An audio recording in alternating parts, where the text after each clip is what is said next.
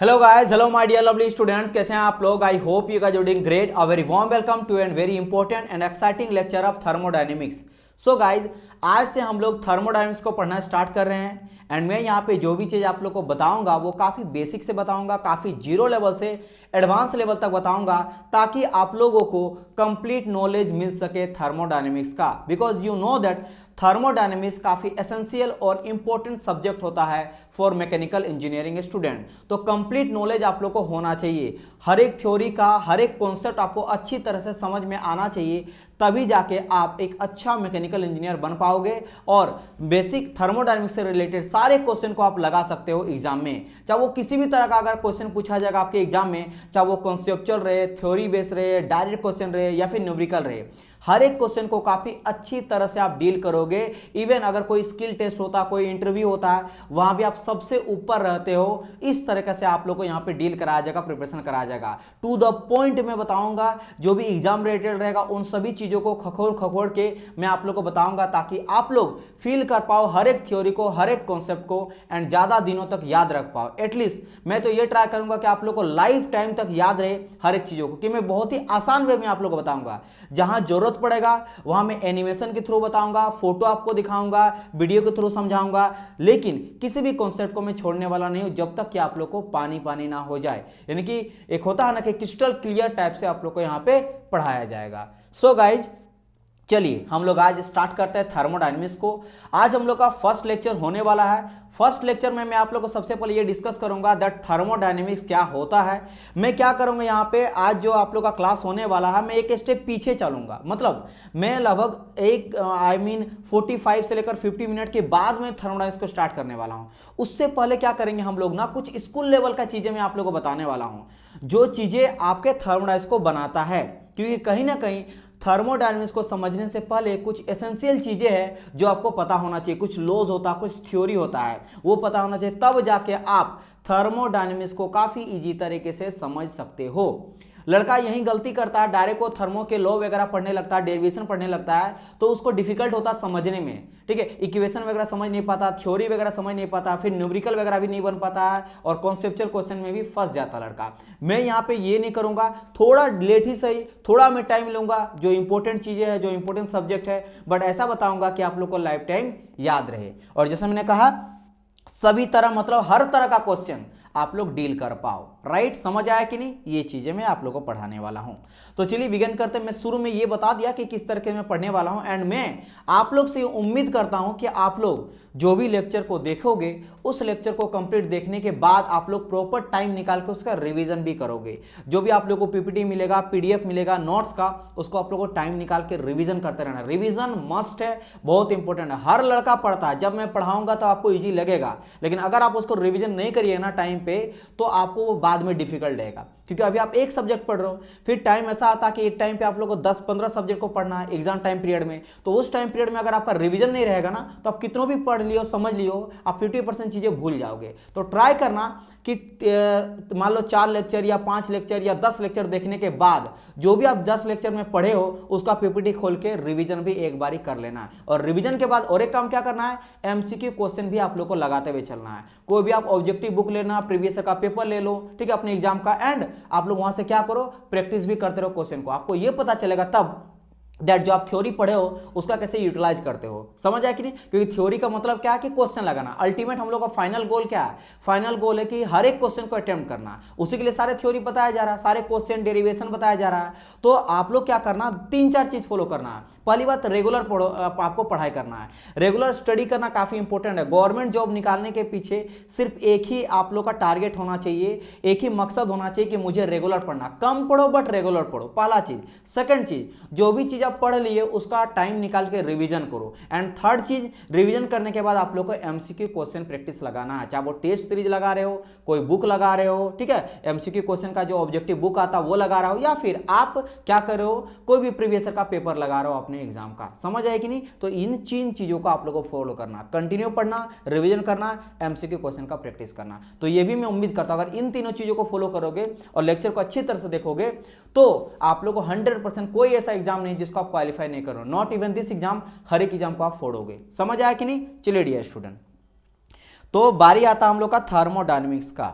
Thermodynamics का। देखो अब यहाँ पे अगर एक लाइन में आप लोगों को समझाओ ना कि what do you mean bye thermodynamics, एक लाइन पे, क्योंकि देखो मैं जब भी कोई भी टॉपिक को स्टार्ट करूंगा, कोई भी सब्जेक्ट को स्टार्ट करूंगा, पहली बात देखो सामने वाले बंदों को आप ना एक लाइन में समझाने की भी एबिलिटी होना चाहिए, ताकि उसको लगना चाहिए कि हाँ इसको आता है। अब मान लो कोई बोल देगा कि एक लाइन में बताओ थर्मोडायनेमिक्स मींस क्या होता है, जिसको मान लो मैकेनिकल इंजीनियर नहीं भी है, तो सिंपली आप उसको क्या बोलोगे, सर जी थर्मो, ये जो आप टर्म देख रहे हो ना थर्मो, ये थर्मो या थर्मो मीन्स होता है हीट। थर्मो मीन्स क्या होता है, हीट, इसका मतलब होता है हीट। अब आपको पता है हीट क्या होता है, हीट एक एनर्जी होता है जो फ्लो करता है।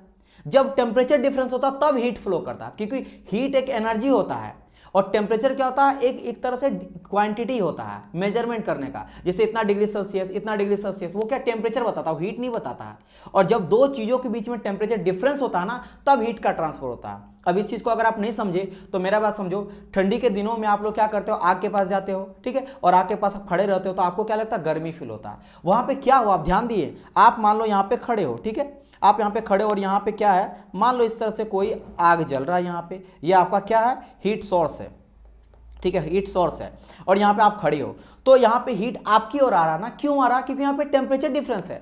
बिकॉज आपके बॉडी का टेम्परेचर जो है ना वो कम है, ये इसका टेम्परेचर जो है वो लो है, मान लो ये T1 मान लेंगे, T2 मान लेंगे, तो यहाँ पे T2 जो है ना वो ग्रेटर देन है T1, T2 का टेम्परेचर ज्यादा है, इसीलिए मेरा हीट फ्लो कर रहा है, क्या मेरा, हाइयर टू लोअर, क्योंकि ये यूनिवर्सल कॉन्स्टेंट मतलब एक लॉ होता है दैट ऑलवेज एनर्जी जो होता है वो ट्रांसफर करता है हाइयर टू लोअर की ओर, ज्यादा से कम की ओर ट्रांसफर करता है। समझ आया कि एनर्जी क्या होता है, हमेशा ज्यादा से कम की ओर ट्रांसफर करता है। तो ये देखो यहाँ पे टेम्परेचर था, यहाँ टेम्परेचर था, दोनों के बीच में डिफरेंस है, दैट इज वो यहाँ पे जो ट्रांसफर किया ना वो एनर्जी था, किस फॉर्म में, हीट एनर्जी के फॉर्म में। तो हीट मेरा क्या है, एनर्जी है जो ट्रांसफर करता है ड्यू टू टेम्परेचर डिफरेंस। जब किसी में टेम्परेचर डिफरेंस होगा तभी, मान लो ये भी T1 रहता और ये भी T1 रहता और दोनों के बीच में एकदम सेम रहता, या फिर मान लो T1 T2 है and T1 equal to T2 रहता, तो क्या यहाँ पे टेम्परेचर ट्रांसफर करता, हीट ट्रांसफर करता, नहीं, एनर्जी ट्रांसफर नहीं करता, क्यों, क्योंकि यहाँ पे कोई डिफरेंस है ही नहीं। तो ये हो गया थर्मो मींस हीट, किस फॉर्म में, टेम्परेचर के फॉर्म में हम लोग मेजर करते हैं। एंड डायनेमिक्स मतलब होता है मोशन, इन मोशन, ठीक है, इन मोशन मतलब जब मेरा हीट उष्मा जब वो ट्रांसफर करता है ना एक जगह से दूसरी जगह जाता है, उसी को हम लोग थर्मोडायनेमिक्स कहते हैं, मतलब हीट इन मोशन। अब भाई हीट जब मोशन करेगा सिस्टम से सराउंडिंग में जाएगा, सराउंडिंग से सिस्टम में आएगा, तो वो क्या क्या चेंज करेगा सिस्टम को, क्या क्या करेगा सराउंडिंग को चेंज, यानी कि उससे रिलेटेड चेंज देखेंगे, कन्वर्जन देखेंगे। जब हीट चेंज होता है तो उससे हम लोग भाई हीट को एक जगह से दूसरी जगह डाल के वर्क डन करा सकते हैं। समझ आया, अलग अलग प्रॉपर्टी आ सकता है, उसका चेंज हो सकता है, उसका भाई स्टेट वगैरह चेंज रहेगा। मान लो आप हीट डाल के आप क्या किया, आइस को जो बर्फ होता है उसको पिघाल के लिक्विड बना दिए, और हीट डाले तो क्या बन गया, गैस बन गया, वेपर बन गया। तो आपने क्या करा, स्टेट को भी चेंज करा, अवस्था चेंज हुआ, सॉलिड से लिक्विड से गैस। तो आपने क्या किया, हीट का वहां पे एक्सचेंज करा, एक सिस्टम में डाले और उससे क्या हुआ, उसमें प्रॉपर्टी में चेंज आया। तो यही सभी चीज हीट का एक्सचेंज वगैरह उसके प्रॉपर्टी से रिलेटेड चीजें हम लोग पढ़ते हैं थर्मोडायनेमिक्स में। और एक लाइन में कहा जाए तो थर्मोडायनेमिक्स, थर्मो मींस हीट और डायनेमिक्स मतलब मोशन, मतलब हीट इन मोशन, उससे रिलेटेड चीजें हम लोग इसमें सब्जेक्ट में पढ़ने वाले हैं। गॉट इन माय पॉइंट और नॉट। चलिए ये चीज आप लोगों को क्लियर हो गया होगा नाउ। अब ये तो मैंने बस आप लोगों को एक डेफिनेशन बता दिया एक लाइन पे, जो आपको एग्जाम में कहीं नहीं पूछेगा, but as a engineer, as a mechanical engineer, आप कोई आपको ऐसा ना सोचे कि आपको कुछ आता नहीं, आप रटे नहीं हो, इसके लिए मैंने आप लोगों को बता दिया। नाउ अब मैं यहाँ पे क्या करूँगा, जैसे मैंने कहा था हम लोग एक स्टेप पीछे जाएंगे और स्कूल लेवल का नॉलेज लेंगे। स्कूल लेवल का मतलब जीरो लेवल का नॉलेज, क्योंकि अगर आप देखोगे ना बेसिक थर्मोडायनेमिक्स वो कहाँ से स्टार्ट हुआ, केमिस्ट्री और फिजिक्स से भी, फिजिक्स से ही स्टार्ट हुआ। क्यों, हम लोग बेसिक थर्मोडायनेमिक्स में क्या स्टार्टिंग पढ़ते हैं, हर टाइम पीरियड में आप देखोगे गैस के बारे में पढ़ेंगे, गैस के लॉ के बारे में पढ़ेंगे। इसके अलावा अगर बात करेंगे तो कुछ आपका काइनेटिक एनर्जी का रिलेशन होता है टेम्परेचर के साथ, प्रेशर के साथ, तो घुमा फिरा के गैस से रिलेटेड सभी चीजें हम लोग पढ़ने वाले हैं। हम लोग थर्मोडायनेमिक्स में अधिकतर फ्लूइड के बारे में नहीं पढ़ने वाले हैं, लिक्विड के बारे में नहीं पढ़ने वाले, हम लोग FM में पढ़ते हैं, फ्लूइड मैकेनिक्स में पढ़ते हैं, वो स्पेशल सब्जेक्ट बनाया गया। इसमें हम लोग क्या पढ़ते हैं, अधिकतर हम लोग गैस के बारे में, इन जनरल अधिकतर हम लोग गैस के बारे में पढ़ते हैं। अब मुझे ये पता है कि गैस में होता है स्मॉलेस्ट पार्टिकल, एटम। भाई स्मॉलेस्ट पार्टिकल हम लोग एटम लेके चलते हैं, उसी से पूरा पूरा बना हुआ है। अब गैस लो, लिक्विड लो, या फिर सॉलिड में भी बात करेंगे, लिक्विड में बात करेंगे, गैस में बात करेंगे, सब में तो एटम स्मॉलेस्ट पार्टिकल होता है ना। समझ आएगी, जिस तरह बॉडी का स्मॉलेस्ट पार्टिकल क्या होता है, सेल होता है, कोशिका, जिससे पूरा बॉडी बना हुआ था। उसी तरह हम लोग कोई भी अगर चीज़ देंगे, ऐसे सबस्टांस लेंगे, मैटर लेंगे, तो मेरा स्मॉलेस्ट पार्टिकल से बना रहता है, इसको एटम मान के चलेंगे। वैसे उसको भी हम लोग वो ब्रेक डाउन करके कर सकते हैं, लेकिन फिलहाल अभी समझो कि एटम है। तो अगर मैं एक गैस का नेचर पता करना, उसका एनालिसिस करना, क्योंकि वही तो कर रहे हैं ना हम लोग भाई, हीट के फॉर्म में ट्रांसफर कर रहा है, हीट के फॉर्म में गैस ही ट्रांसफर कर रहा है, वही गर्म कर रहा है, एक दूसरे चीजों को ट्रांसफर कर रहा है, एक बॉडी से दूसरे बॉडी में प्रॉपर्टी चेंज कर रहा है। तो अगर मैं गैस का नेचर जान लूं तो मुझे पता चल जाएगा सभी गैस लॉ के बारे में, राइट। तो हम लोग क्या करते हैं यहाँ पे थोड़ा बेसिक जाते हैं, क्योंकि बॉयस लॉ आता है, चार्ल्स लॉ आता है, एवोगैड्रो आता है, गे लुसेक लॉ आता है, तो घुमा फिरा के आप कहीं ना कभी इन सभी चीज़ों के बारे में आप लोग 8, 9, 11, 10th में पढ़े होंगे, 12th में पढ़े होंगे। ये सभी जो है ना 8, 9, 10th, 11, 12th का ही बात है। कभी ना कभी आप चार्ल्स लॉ पढ़े होंगे, कभी ना कभी आप बॉयस लॉ पढ़े होंगे। ऐसा नहीं है कि आप यहाँ पे आके मैकेनिकल जब इंजीनियरिंग पढ़े हो तभी जाकर पढ़े या फिर कॉलेज में पढ़े होंगे, नहीं, इससे पहले भी हम लोग पढ़े होंगे। समझ आए कि नहीं? तो पहले उन सभी चीज़ों को मैं यहाँ पे बताऊंगा ताकि आप लोग बेसिक तरीके से समझ पाओ। समझ आए कि नहीं? ये सभी चीज़ें हैं।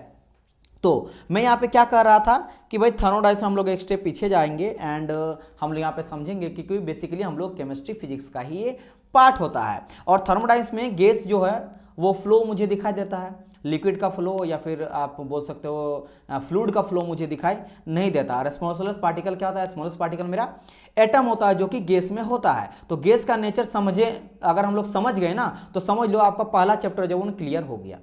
गैस का नेचर समझ गए तो पहला चैप्टर आपका क्लियर हो गया। और वहीं से बात आता है काइनेटिक थ्योरी ऑफ गैसेस। तो काइनेटिक थ्योरी ऑफ गैसेस के बारे में यही इंपॉर्टेंट आता है, क्योंकि मुझे गैस का नेचर पता करना है। गैस का नेचर समझ गए तो मुझे पता चल जाएगा कि भाई कैसे हीट मेरा फ्लो कर रहा है, उसका मीडियम क्या है, राइट। समझ आया? चलिए नाउ अब देखो यहाँ पे ये हम लोग यहाँ पे लिखे हैं ना काइनेटिक थ्योरी ऑफ गैसेस। यहाँ पे कुछ बच्चों को डाउट अगर नहीं है तो मैं आपको डाउट क्रिएट कर देता हूँ। और देखिए क्वेश्चन पूछना कहिए, और मुझे पता है कि आप लोग में क्या क्या डाउट आ सकता है, तो मैं ट्राई करूँगा कि जो आपके दिमाग में चलेगा ना वो भी डाउट में यहाँ पे क्लियर करते हुए चलूँ। देखो क्या आप ये बोल सकते हैं, एक सेकंड, हाईलाइट जो है ना वो येलो ही सही था, ठीक है, एक सेकंड,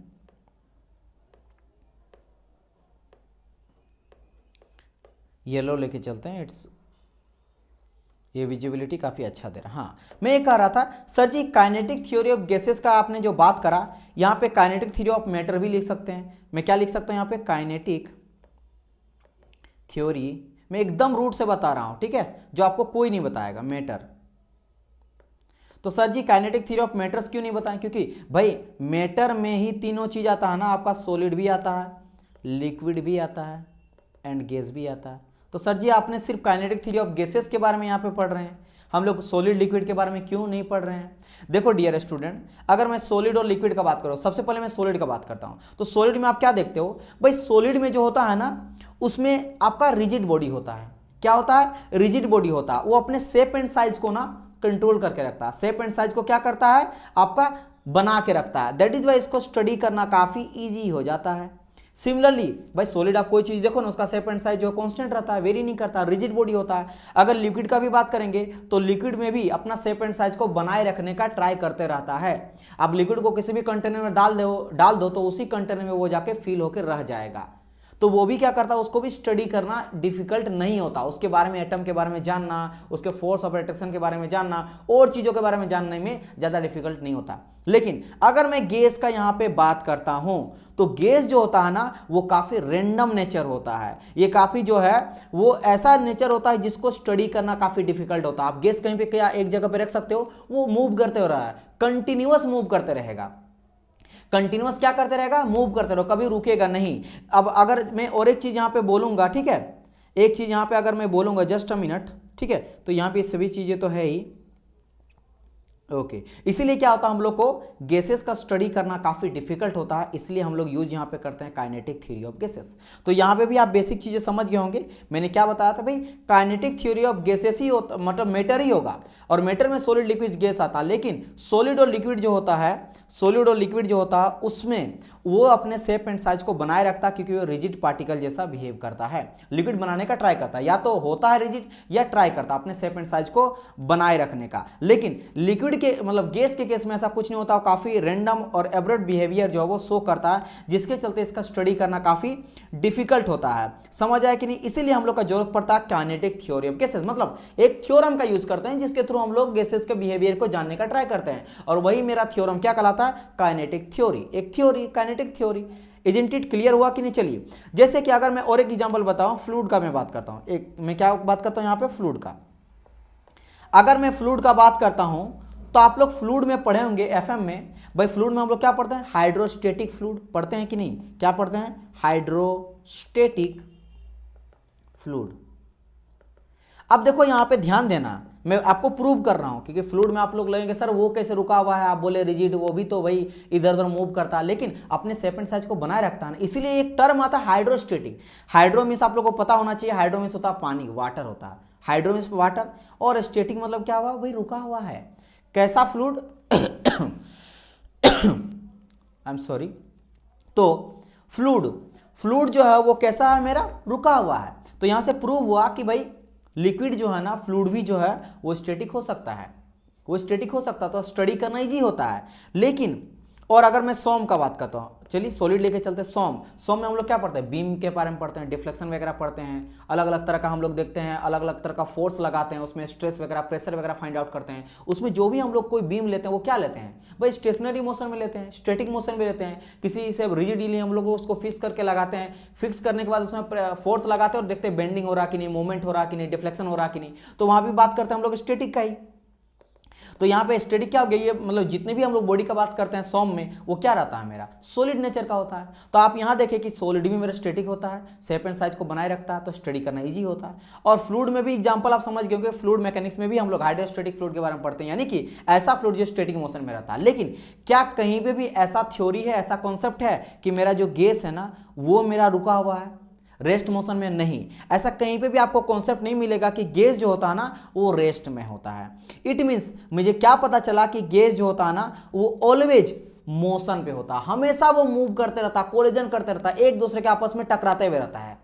इसीलिए हम लोग का काइनेटिक थ्योरी ऑफ गैसेस से पहला यहीं से एक आया थ्योरी। और उस थ्योरी क्या कहता है? वो थ्योरी ये कहता है कि जो मेरा गैस होता है ना वो ऑलवेज मूव करते हुए रहता है। इतना समझाने के पीछे यही लॉजिक था कि आप लोग को ये चीज़ बता पाएं कि ये क्या प्रूव किया? ये प्रूव किया गया दैट जो मेरा गैस पार्टिकल होता है वो ऑलवेज मेरा मोशन करते रहता है। इसलिए मैं यहाँ लिखा हूँ gas particle are always in motion. मैं यहाँ पे लिख के क्यों लाया? क्योंकि अगर मैं लिखते हुए समझाऊंगा ना तो it will take too much time. तो टाइम को बचाने के लिए मैं पहले लिखा हूँ, क्योंकि इंपॉर्टेंट है आप लोग को समझना। और मैं यहाँ पे लिखूंगा ना ऑन द टाइम, लाइव में अगर मैं आपको पढ़ाते चलूंगा, लिखते हुए चलूंगा, तो उतना हैंड राइटिंग भी सही नहीं हो सकता है। ठीक है, तो मैं अच्छी तरह से सुंदर से मैं आप लोग को लिख के लाया हूँ, ताकि मेरा काम है आप लोग को अच्छी तरह से हर एक चीज को समझाना टू द क्रिस्टल पॉइंट, ताकि मैं समझाने में ज्यादा टाइम दूं ना कि लिखने में टाइम दूं, डेफिनेशन लिखने में, इक्वेशन लिखने में। इसलिए बहुत ही सुंदर सुंदर तरीके से मैं लिखा गया हूं, बस यहाँ पे आपको समझाना है ताकि मैं ज्यादा टाइम दूं समझाने में। चलिए, तो यहां से हम लोग समझ गए होंगे कि जो गैस होता है वो ऑलवेज मोशन करते हुए रहता है। अब बारी आता है इसको दिया किसके द्वारा गया था? तो ये दिया गया था मैक्सवेल एंड बोल्ट्जमैन के द्वारा। इसीलिए यहाँ पे नेक्स्ट लाइन आता है कि दो साइंटिस्ट का योगदान रहा ये पता करने में कि गैस पार्टिकल ऑलवेज मेरा मोशन में रहता है। तो ये किसके द्वारा दिया गया? मैक्सवेल के द्वारा और बोल्ट्जमैन के द्वारा। अब आप बोलिएगा सर जी क्या कोई एग्जांपल नहीं है जिससे हम लोग पता कर सकते हैं, बता सकते हैं? तो देखो डियर स्टूडेंट, आप विंडो देखे हो ना, अगर आप सुबह सुबह ना आप विंडो खोले होंगे, है ना, विंडो आप खोलोगे तो यहाँ से क्या आएगा? लाइट आता है, यहाँ से कहता है सनलाइट आता है। और जब सनलाइट आता है ना तो आप देखोगे और रूम को पूरा अंधेरा रखना, और लाइट आता है तो आपको क्या नजर आएगा ना, यहाँ पे ढेर सारा जो डस्ट पार्टिकल है ना रेंडमली मूव करते रहता है, आपस में टकरा रहा, कोलिजन कर रहा है, टकरा रहा, मूव करते रह रहा, कंटिन्यूअस टकरा रहा और कंटिन्यूअस मूव कर रहा है। It means continuous collision and continuous motion. तो वही बताया गया यहाँ पे मैक्सवेल एंड बोल्ट्जमैन के द्वारा दैट जो मेरा गैस पार्टिकल होता है ऑलवेज मोशन में होता है। एक चीज को क्लियर यहाँ पे हो गया कि नहीं? बहुत इंपॉर्टेंट है। तो सुबह सुबह आप लोग विंडो खोल के देखना जब रूम अंधेरा रहता है, या फिर और एक चीज कर सकते हो, आप किसी ऐसा बिल्डिंग में या फिर ऐसा घर में चल जाना है, फिर कभी भी ट्राई करना ना, आप लोग क्या करना कि देखना ऐसा कभी भी आप लोग रूम को पूरा अंधेरा कर देना और टॉर्च होता है ना, टॉर्च से आप लाइट मारना, आप देखोगे टॉर्च से जब लाइट मारता रूम अंधेरा आता ना, तो जहां तक वो लाइट जाएगा ना, ठीक है, वहां आप ध्यान से देखो सारे पार्टिकल ना बहुत ज्यादा हाई मतलब मोशन में वो मूव करता रहता है, कोलिजन टकरा रहा है, मूव कर रहा है, तो वही मेरा ये कभी भी रेस्ट में नहीं होता है। समझ आया कि नहीं? ओके। तो अगर मेरा वो डस्ट पार्टिकल में होता है, वही चीज गैस में होता है, गैस में भी पार्टिकल वगैरह क्या रहता है, गैस भी हमेशा, गैस पार्टिकल हमेशा टकराते रहता है, मूव करते रहता है, इधर उधर मोशन करते रहता है, कंटिन्यूअस कोलिजन करेगा एंड कंटिन्यूअस यहाँ पे मोशन करते हुए रहता है। समझ आया? चलिए, तो ये हो गया आपका ये चीज। अच्छा, ये कब दिया गया था मैं थोड़ा बता देता हूँ कि ये आप लोग को दिया गया था 18th सेंचुरी में, ठीक है। और 18 अच्छा सेंचुरी क्या था ये भी थोड़ा जान लो जब स्टार्ट कर रहे हैं, ठीक है। सेंचुरी मतलब होता है 1 साल, 100 साल, 1 साल बोल रहे हैं, 100 साल यहाँ पे होता है, कितना? 100 ईयर होता है, 100 ईयर। जैसे अभी क्या चल रहा है, अगर मैं बात करूंगा, अभी आप लोग का चल रहा है मान लो 21 सेंचुरी, ठीक है, 21वां सेंचुरी चल रहा है, क्योंकि 21वां सेंचुरी हम लोग क्या बोलेंगे, 2000 से लेकर 2099 तक। तो ये आपका किस, ये समझो जैसे कि आप क्रिकेट खेले देखते होंगे, तो जैसे हम लोग बोलते हैं ना कौन सा ओवर चल रहा है, तो अगर बोलेंगे भाई 2 ओवर होके चौथा बॉल है ये, तो हम लोग बोलते हैं क्या, तीसरा ओवर चल रहा है। बस समझ आया कि जो चल रहा है ना उसके बारे में पहले बोल देते हैं। तो ये चूंकि 2000 चल रहा है, 2022, 2023, 2024, लेकिन ये मेरा भाई 2000 पार कर गया है ना, तो 2000 पार कर गया, 2099 के बीच में है, तो इसीलिए हम लोग 21th सेंचुरी कह के चलते हैं। तो ये 18th सेंचुरी का बात है। कब का बात है? 18th सेंचुरी का ये बात है। तो ये 18th सेंचुरी में लॉ दिया गया था काइनेटिक थ्योरी के ऊपर, उसमें ये कहा गया था कि जो मेरा गैस होता है वो कंटिन्यूअस मोशन पे होता है, और जो दिया गया था 2 साइंटिस्ट के द्वारा, पहला नाम क्या है, मैक्सवेल, और दूसरा नाम क्या है, बोल्ट्जमैन। चलिए आगे बढ़ा जाइए। नेक्स्ट यहाँ पे आ जाता है अब कुछ लॉज जो काफी फंडामेंटल लॉ होता है, उस सब के बारे में डिस्कस करेंगे। तो सबसे पहले आपका आ जाता है बॉयल्स लॉ। क्या आ जाता है? Boyle's law.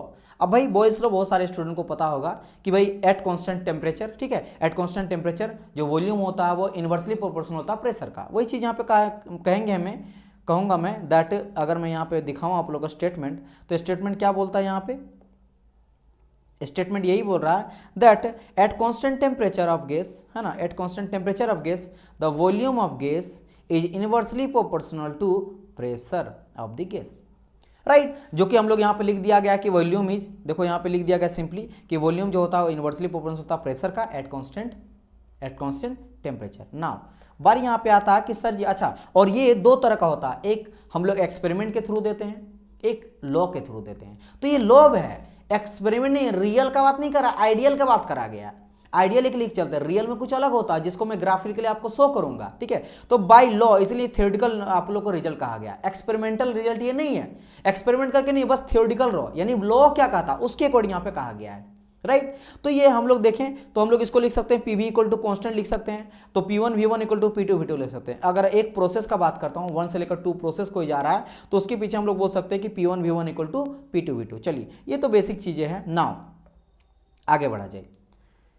अब यहां पे बात आता, सर जी आपने कहा कि वो बाय लॉ है, क्या है? बाय लॉ है। तो अगर बाय लॉ ना बोल के मैं एक्सपेरिमेंट करूं, मैं एक्सपेरिमेंट करके यानी रियल चीज का बात करूं, भाई लॉ मतलब क्या होता है, एक सेकंड यहाँ पे आइडियल लिखना पड़ेगा, बाय लॉ आइडियल गैस के बारे में बताता है, यहाँ मैंने रियल लिख दिया, एक सेकंड, क्योंकि बाय लॉ, लॉ तो आइडियल लेके चलते हैं हम लोग, है ना, लेकिन रियल में वो तो होता नहीं है, ठीक है। तो मैं यहाँ पे क्या करूंगा, आइडियल गैस करता हूं, आइडियल गैस, ठीक है। तो मैं यहाँ पे क्या करा कि मैंने यहाँ पे बताया कि ये जो चीज है ना वो लॉ के थ्रू ना, कौन सा लॉ देता है, बॉयल्स लॉ बोलता है। बॉयल्स लॉ ये बोला कि वॉल्यूम जो होता है इनवर्सली प्रोपोर्शनल होता है प्रेशर का एट कांस्टेंट टेम्परेचर। तो ये तो बाय लॉ का बात करें हम, लेकिन अगर मैं बात करूं बाय लॉ मतलब क्या हो गया, ये आइडियल का बात किया जाए, लेकिन एक्सपेरिमेंट करेंगे तो रियल, एक्सपेरिमेंट मतलब मैंने एक्सपेरिमेंट करके देखे, हाँ भाई रियल ये चीज होता है। तो रियल क्या होता है और क्या दोनों में डिफरेंस होता है वो चीज समझो। तो हम लोग यहाँ पे देखे कि मेरा जो प्रेशर, भाई किसका किसका बात किया गया कि प्रेशर इज या फिर volume is inversely proportional to pressure, मतलब प्रेशर एंड वॉल्यूम का बात करा गया, और आपस में कैसा इनवर्सली प्रोपोर्शनल है। तो अगर मैं ग्राफ लूंगा प्रेशर का एंड वॉल्यूम का, और आपस में कैसा है, ये इनवर्सली है, आपस में कैसा इनवर्सली है। इनवर्सली करने का मतलब क्या है कि अगर यहाँ पे मेरा टेम्परेचर घट और यहाँ पे टेम्परेचर कांस्टेंट रहेगा, क्योंकि एट कांस्टेंट टेम्परेचर का बात किया गया है, यहाँ पे क्या बात करा गया, eight constant temperature, temperature constant है, यानी कि टेम्परेचर कांस्टेंट मतलब आइसोथर्मल टेम्परेचर कांस्टेंट मतलब क्या हो गया, आइसोथर्मल। तो आइसोथर्मल है, तो अगर मैं यहाँ पे क्या करता हूँ कि यहाँ पे देखूंगा कि अगर मेरा टेम्परेचर जो है, ये देखो धीरे धीरे टेम्परेचर मेरा घट रहा, लेकिन ये लाइन जो है मेरा कांस्टेंट जा रहा है। तो यहाँ पे जैसे जैसे मैं यहाँ पे क्या करता हूँ कि वॉल्यूम को कम करूँगा, ठीक है, यहाँ पे ध्यान से देखना, ये बहुत इंपॉर्टेंट है, इसलिए मैं यहाँ पे फिर से आप लोग को शो करूँगा। जो ब्लैक वाला दिख रहा है ना, ये रहा एक ब्लैक, ठीक है, ये रहा एक ब्लैक, अलग अलग जगह में मैं टेम्परेचर लेकर चला हूँ, ठीक है, ये मैं ब्लैक। तो ये क्या है, दीज आर आपका आइडियल गैस बता रहा है, क्या बता रहा है, आइडियल गैस, जो कि बाय लॉ दे रहा है। लेकिन अगर मैं रियल लेके चलूँ ना, तो रियल ये दिखा रहा है आपका ग्रीन वाला, क्या दिख रहा है, ग्रीन वाला, ये देखो, ये देखो कितना दूर है, मतलब बिल्कुल सही बोला गया कि आइडियल और रियल गैस बहुत ही अलग होता है। यहाँ देखो इतना डिफरेंस यहाँ पे नजर आ रहा है, लेकिन जैसे जैसे मैं ऊपर जा रहा हूँ ना, देखो अब ये जो है ना ग्रीन वाला और ब्लैक वाला आपस में सटते हुए जा रहा है। एंड अगर सबसे ऊपर का बात करें, आपस में एकदम चिपक गया है, एक लाइन में ही आ गया है। तो यहाँ पे रियल और आइडियल गैस में ज़्यादा डिफरेंस नजर नहीं आ रहा है, लेकिन कब, ये टेम्परेचर जब मैं बढ़ा रहा हूँ, क्योंकि यहाँ पे देखो पहले मैंने मेंशन कर दिया हूँ कि टी नॉट जो होता है ना, वो मेरा ग्रेटर टेम्परेचर है T1 का, T1 ग्रेटर टेम्परेचर है T2 से, मतलब सबसे ज़्यादा हाईएस्ट टेम्परेचर कौन सा है, टी नॉट, ये मेरा सबसे ज़्यादा हाई टेम्परेचर है। तो हम लोग क्या समझे कि हाई टेम्परेचर में जो है ना, वो रियल गैस मेरा कैसा, मतलब रियल गैस मेरा आइडियल गैस की तरफ बिहेव करता है। रियल गैस किसकी तरफ बिहेव करता है, आइडियल गैस की तरफ, कि ये एट हाई टेम्परेचर। तो यहां से एक चीज मुझे पता चला, at high temperature real gas behave is more close to the ideal gas behaviour. मतलब रियल गैस भी आइडियल गैस की तरफ बिहेव कब करता है, जब वो हाई टेम्परेचर में होता है तभी, अदरवाइज रियल गैस और आइडियल गैस में काफी ज्यादा डिफरेंस होता है। आइडियल मींस क्या होता है, देखो आइडियल मतलब ना हम लोग गॉड मान के चलो, जो कि एग्जिस्ट नहीं करता रियल में, बस हम लोग उसको ऐसे लेके चलते हैं, ठीक है। हम लोग क्या करते हैं, बस ऐसे समझने के लिए ना, जैसे मैं आपको एक बहुत अच्छा एग्जांपल बताता हूं, ठीक है। जैसे आप किसी ना किसी को आइडियल मानते हैं अपने लाइफ में, एक सेकंड, अच्छा मैंने यहां पे आइडियल गैस नहीं लिखा था ना, जस्ट अ मिनट, ये आइडियल यहाँ पे गैस हो गया, फिर मिट गया शायद, आइडियल गैस। देखो भाई आइडियल मीन्स क्या होता है, आइडियल जैसे मान लो आप लोग मूवी देखते होंगे, अमिताभ बच्चन को जानते होंगे, तो अमिताभ बच्चन को माना जाता है कि काफ़ी अच्छे एक्टर हैं, राइट, है भी। अब मान लो कोई एक्टर बनना चाहता है, तो वो आइडियल किसको मान के चलेंगे, एबी को, अमिताभ बच्चन को, कि भाई उनका जैसा मुझे बनना, उनका जैसा मुझे angry man, angry young man की तरह मुझे एक्टिंग करना है। तो लेकिन उसके भाई उस तरह का तो कोई बन नहीं सकता है, ये शाहरुख खान जैसा कोई बन नहीं सकता है, लेकिन ट्राई करेगा कि उसके आसपास जाएंगे, तो वो आइडियल मान के चलता है। जैसे हम लोग कार्नोट साइकिल लेके चलते हैं, कार्नोट साइकिल का एफिशिएंसी जो मैक्सिमम देता है, तो जो भी हम लोग इंजन बनाते हैं उसके आसपास लेके चलते हैं कि क्या उतना मुझे मिल सकता है, वो तो कभी अचीव नहीं कर सकते, क्योंकि तो आइडियल है। आइडियल मतलब हाइपोथेटिकल है, बस ऐसे हम लोग सोच लिए कि इतना होगा तो काफी अच्छी बात है, राइट। तो वही चीज होता है यहाँ आइडियल, आइडियल रियल में डिफरेंस होता है, लेकिन एट हाई टेम्परेचर क्या देख रहे हैं कि मेरा जो रियल गैस होता है ना, वो आइडियल गैस की तरह भी बिहेव करता है हाई टेम्परेचर में। समझ आए कि नहीं, ये चीज मेरा है। और बाकी यहाँ पे टेम्परेचर कांस्टेंट है, you know that, because temperature मेरा कांस्टेंट तो है, ये स्टेटमेंट में कहीं दिया गया है यहाँ पे, राइट। एंड टेम्परेचर का स्लोप कुछ इस तरह से आएगा, घटते हुए जैसे जैसे जाएगा वैसे वैसे मेरा वॉल्यूम बढ़ते हुए जाएगा। देखो जैसे जैसे टेम्परेचर मेरा घटते हुए जा रहा है, इस डायरेक्शन में जा रहा है, वैसे वैसे मेरा वॉल्यूम बढ़ते हुए जा रहा है, क्योंकि यहाँ वॉल्यूम कुछ 5 होगा तो यहाँ 10 होगा, तो यहाँ 15 होगा, तो यहाँ मेरा 20 होगा, इस तरह से। तो टेम्परेचर घट रहा है, इस तरह स्लोप में टेम्परेचर घटते हुए जा रहा है, तो वैसे वैसे मेरा वॉल्यूम क्या हो रहा है, बढ़ते जा रहा है। टेम्परेचर घट रहा है, वॉल्यूम बढ़ रहा है, देखो ध्यान से, टेम्परेचर घट रहा है तो मेरा वॉल्यूम बढ़ रहा है। वॉल्यूम भाई टेम्परेचर अगर घटाएंगे तो वॉल्यूम बढ़ेगा, ठीक है। तो वही चीज़ यहाँ पे है। मेनली यहाँ पे क्या समझना था, ये जो मैंने लिखा है, eight high temperature real gas is behave like ideal gas, तो ये सबसे इंपॉर्टेंट चीज है जो आपको इस लाइन पे समझना था। समझ आए कि नहीं, चलिए तो इस पेज का यहाँ पे काम हो गया खत्म।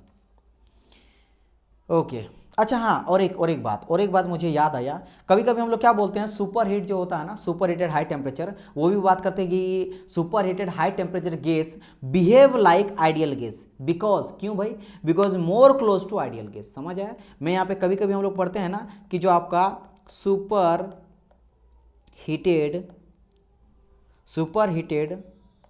हाई टेम्परेचर लेके चलते, पूरा सुपर हीटेड मतलब हाई टेम्परेचर में, सुपर हीटेड हाई टेम्परेचर जो गैस होता है ना, वो बिहेव करता किसकी तरह, बिहेव लाइक आइडियल गैस। ये हम लोग क्यों बोलते हैं, ये इसलिए बोलते हैं ना क्योंकि ये हाई टेम्परेचर में है, और हाई टेम्परेचर में हम लोग प्रूव करके आप लोग को बताएं कि वो मेरा कैसे बिहेव करता है, रियल गैस की तरह बिहेव करता है, मतलब रियल गैस आइडियल गैस की तरह बिहेव करता है। चलिए आगे बढ़ा जाइए, और ये सारे चीज़ों को हम लोग काइनेटिक थ्योरी ऑफ गैसेस में देखेंगे भी। फर्स्ट चीज समझ गए होंगे ना, आगे बढ़ा जाइए ना। आगे हम लोग पढ़ेंगे चार्ल्स लॉ के बारे में। किसके बारे में पढ़ेंगे? चार्ल्स लॉ के बारे में। चार्ल्स लॉ क्या कहता है इसके बारे में आप लोग जानते होंगे। क्या जानते होंगे कि सर जी चार्ल्स लॉ हम लोग जानते हैं कि अगर प्रेशर कांस्टेंट लेके चलेंगे, अगर मैं गैस का प्रेशर कांस्टेंट लेके चलता हूं, जो मेरा जो वॉल्यूम होता है ना वो डायरेक्टली प्रोपोर्शनल होता है टेम्परेचर का, डायरेक्टली प्रोपोर्शनल होता है। मतलब अच्छा, इनवर्सली प्रोपोर्शनल और डायरेक्टली प्रोपोर्शनल का अंतर तो आप लोग जानते ही होंगे ना, नहीं जानते तो फिर मैं बता देता हूं, ठीक है। इनवर्सली प्रोपोर्शनल का मतलब होता है कि अगर एक बढ़ेगा ना तो दूसरा मेरा घटेगा। मतलब अगर मेरा वॉल्यूम यहाँ पे घटेगा, बढ़ेगा तो प्रेशर घटेगा, अगर मेरा प्रेशर बढ़ेगा तो वॉल्यूम घटेगा। समझ आया कि नहीं मैं क्या कर रहा हूँ? ध्यान से सुनो कि अगर मैं यहाँ पे volume is inversely proportional to pressure, तो अगर मैं यहाँ पे प्रेशर को बढ़ाता हूँ, प्रेशर को काफ़ी बढ़ाता हूँ तो वॉल्यूम घट जाएगा। अब इसका प्रैक्टिकल समझो। मान लो सिलेंडर पिस्टन है, ठीक है, ये पिस्टन है और इसके अंदर इतना सारा गैस भरा हुआ, अभी इतना सारा गैस भरा, अभी वॉल्यूम कितना है? वॉल्यूम यहाँ से लेकर यहाँ तक है, ये वॉल्यूम है, ठीक है, ये वॉल्यूम है। अब मैं यहाँ पे क्या करूँगा? प्रेशर को बढ़ाऊंगा, तो क्या करूँगा? पिस्टन को ना यहाँ ले आऊँगा, यहाँ ले आऊँगा, इतना पास ले आऊँगा, इतना ले आऊँगा। अब ये पिस्टन कहाँ आ गया? ये इतना तक आ गया, इसको मैं हटा देता हूँ, ठीक है। अब पिस्टन मेरा यहाँ आ गया, ठीक है, इतना आ गया। तो अब कितना गैस बच गया? अब आपका गैस बच गया इस जगह पे, अब वॉल्यूम मात्र इतना तक बच गया, इतना तक बच गया। तो यहाँ पे क्या हुआ? जब मेरा प्रेशर बढ़ाएं, पिस्टन को सामने वाला है तो प्रेशर बढ़ा, तो जब प्रेशर बढ़ा तो ऑटोमेटिक वॉल्यूम मेरा क्या हो गया? घट गया, वॉल्यूम घटा। तो वही ये चीज का था। मतलब एक अगर बढ़ा, देखो इनवर्सली प्रोपोर्शनल का कहने मतलब मेरी तरफ देखिए, एक अगर बढ़ रहा तो दूसरा घट रहा, इस तरह जाता है आपस में, जो जस्ट अपोजिट दोनों जाता है। लेकिन अगर प्रोपोर्शनल का बात करेंगे तो एक अगर बढ़ा तो दूसरा भी बढ़ा, जितना ये बढ़ेगा उतना ये भी बढ़ेगा, परसेंटेज के बेसिस पे, रेशियो में। अगर ये इतना बढ़ा तो ये गया, फिर इतना बढ़ा इतना गया, समझ आए? अगर घटेगा ये घटा तो ये भी घटा, ये घटा तो ये भी घटा, ये होता है प्रोपोर्शनल।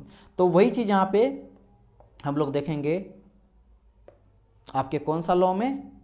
चार्ल्स लॉ में देखेंगे, जो कि यहाँ पे हम लोग डिस्कस करेंगे। तो चार्ल्स लॉ क्या कहता है, स्टेटमेंट यहाँ पे देख लेते हैं।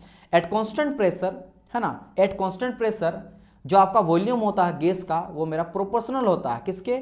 एब्सोल्यूट टेम्परेचर के। वैसे कौन सा टेम्परेचर का? एब्सोल्यूट टेम्परेचर का। आगे डिस्कस में करूंगा कि आखिर एब्सोल्यूट टेम्परेचर क्या होता है। तो एब्सोल्यूट टेम्परेचर के मेरा क्या होता है? प्रोपोर्शनल होता है क्या? Volume at constant pressure. अब इसको इक्वेशन में हम लोग कैसे लिखेंगे? सिंपल भाई, v by T equal to constant, v by T equal to constant, क्योंकि v एक जाएगा मेरा कॉन्स्टेंट जोड़ेगा तो t, तो v by T equal to constant. समझ आया कि नहीं? कॉन्स्टेंट तो constant equal to v by t आ गया। और हम लोग एक प्रोसेस के अगर लेके चलेंगे, एक से लेकर दो प्रोसेस के बीच में चलेंगे, तो क्या कर सकते हैं कि भाई P v1 divide by t1 equal to v2 divide by t2, जो कि यहाँ पे दिखाया गया। तो ये प्रोसेस के लिए, चलिए ये तो हो गया। अब फिर अगर मैं ग्राफ लेके चलूँ तो इस बार हम लोग किसका किसका ग्राफ लेने वाला है? वॉल्यूम एंड टेम्परेचर का है। तो देखो यहाँ पे वॉल्यूम है और यहाँ पे टेम्परेचर है, उन दोनों के बीच में ग्राफ ले रहे हैं। और चूंकि ये मेरा बोल रहा कि प्रोपोर्शनल है, डायरेक्टली प्रोपोर्शनल है, तो डायरेक्टली प्रोपोर्शनल का मतलब मेरा स्ट्रेट लाइन देगा। तो देखो ये मेरा स्ट्रेट लाइन है। स्ट्रेट लाइन कैसे आप बोलेंगे सर? ये तो टिल्ट है। स्ट्रेट लाइन मतलब क्या था?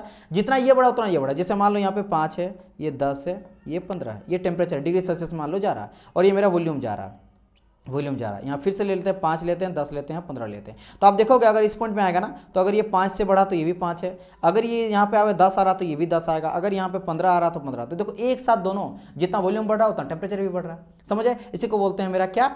Directly proportional. तो मैं यहाँ पे ये कह रहा था कि चलो ये तो ठीक है, लेकिन ये तो हो गया मेरा आइडियल गैस ना, this is your ideal gas. और आइडियल गैस क्या होता है? आइडियल गैस सर मेरा बाय लॉ से लेते हैं। लेकिन अगर मैं एक्सपेरिमेंट से लूं, यानी एक्सपेरिमेंट मतलब रियल गैस का बात करता हूं, तो देखो यहाँ पे फिर से मैं दिखाता हूं।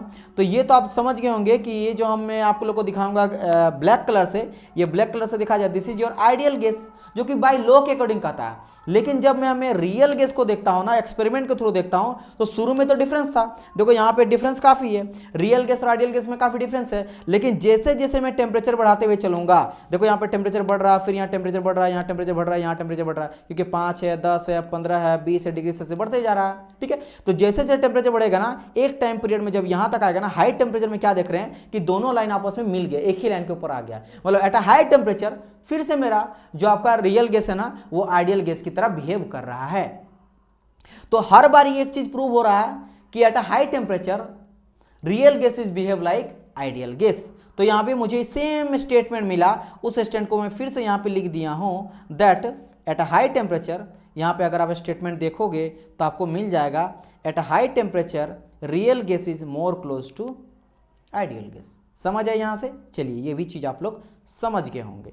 अच्छा, यहां पे मैं एक चीज बताना आप लोग को चाहूंगा कि कभी भी जब भी आप क्वेश्चन वगैरह बनाए ना, है ना, जब भी आप क्वेश्चन वगैरह बनाते हैं न्यूमेरिकल में, तो क्वेश्चन पे अगर आपका दिया रहेगा टेम्परेचर डिग्री सेल्सियस में, है ना, एंड आपसे मान लो आंसर ABCD कहा गया, ABCD इस तरह रहेगा, एंड आपको आंसर दिया गया, आंसर भी मांग रहा है डिग्री सेल्सियस में, डिग्री सेल्सियस में, डिग्री सेल्सियस में, तो आप लोग ये मत करना कि डिग्री सेल्सियस में ही सॉल्यूशन करना, नहीं, आपको हमेशा डिग्री सेल्सियस में केल्विन में कन्वर्ट करना है, और केल्विन में कन्वर्ट करने के बाद जब आपका केल्विन में आंसर आ जाएगा, फिर से उसको हम लोग को फिर आपको कन्वर्ट करना डिग्री सेल्सियस में, तब जाके आंसर देना है।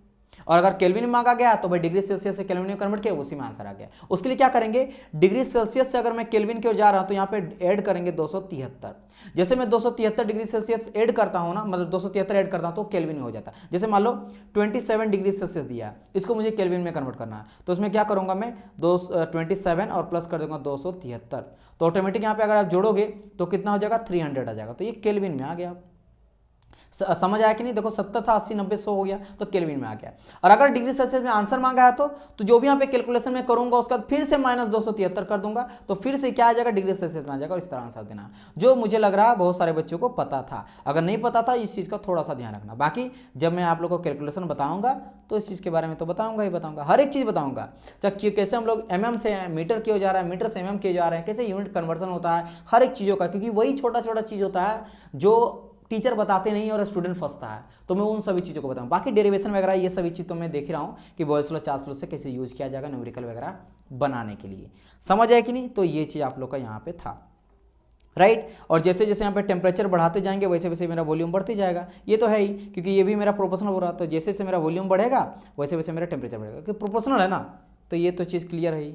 तो मैं नहीं चाह रहा हूँ कि कोई भी चीज़ यहाँ पे छोड़ूँ जो आप लोग को जो है बाद में प्रॉब्लम क्रिएट करे, तो ये सब चीज़ ध्यान रखना। अच्छा चलो, और एक्स्ट्रा नॉलेज मैं बताता हूँ। मैंने कहा था कि काइनेटिक थ्योरी ऑफ गैसेज जो 18th सेंचुरी में दिया गया था, Boyle's law basically 16th century के आसपास दिया गया था, ठीक है। ये कब दिया गया था, 16th सेंचुरी के आसपास दिया गया था। एंड अगर बात करेंगे इसका चार्ल्स लॉ का, तो ये 17th सेंचुरी के आसपास दिया गया था। लगभग 100 साल के बाद जो है वो चार्ल्स लॉ आपका थ्योरी दिया गया था, मैंने चार्ल्स लॉ दिया गया था चार्ल्स के द्वारा, ठीक है। चलिए इतना हो गया। अब चलिए अब बात करते हैं और एक चीज़ के बारे में, और एक लॉ के बारे में जो काफ़ी इंपॉर्टेंट आपसे पूछा जाता है, that is called your Avogadro law. Avogadro law भी काफ़ी इजी है एंड काफ़ी ज़्यादा आपको एग्जाम में पूछा जाता है, कनेक्टेड भी इससे। अब देखो ये स्टेटमेंट ना लड़का को कभी कभी याद नहीं रहता, इसलिए मैं क्या कर रहा हूँ, बहुत अच्छा ड्रॉ चेक करके लाया हूँ, क्योंकि मेरा काम है समझाना ईजी तरीके से। अब मैं डायरेक्ट पहले समझाता हूँ। मान लेते हैं ना यहाँ पे कि मान लेते हैं कि दो मेरा गैस है, क्या है मेरा, दो मेरा गैस है, एक मेरा हाइड्रोजन है और एक में मेरा ऑक्सीजन है। दो कंटेनर है और दो कंटेनर में हम लोग क्या किए, दो तरह का गैस लिए, एक मेरा हाइड्रोजन लिए, एक में मेरा ऑक्सीजन लिए, और यहाँ पे जो दोनों गैस लिए ना उसका वैल्यू मेरा सेम है। जैसे इसमें मैंने 50 ml लिया तो यहाँ भी मैंने 50 ml लिया, मतलब 50 ml हाइड्रोजन, 50 ml ऑक्सीजन, अलग अलग कंटेनर में, अलग अलग कंटेनर में। और इन दोनों का मैं क्या करूँगा कि इन दोनों का जो टेम्परेचर रहेगा ना और प्रेशर रहेगा वो सेम है, ठीक है।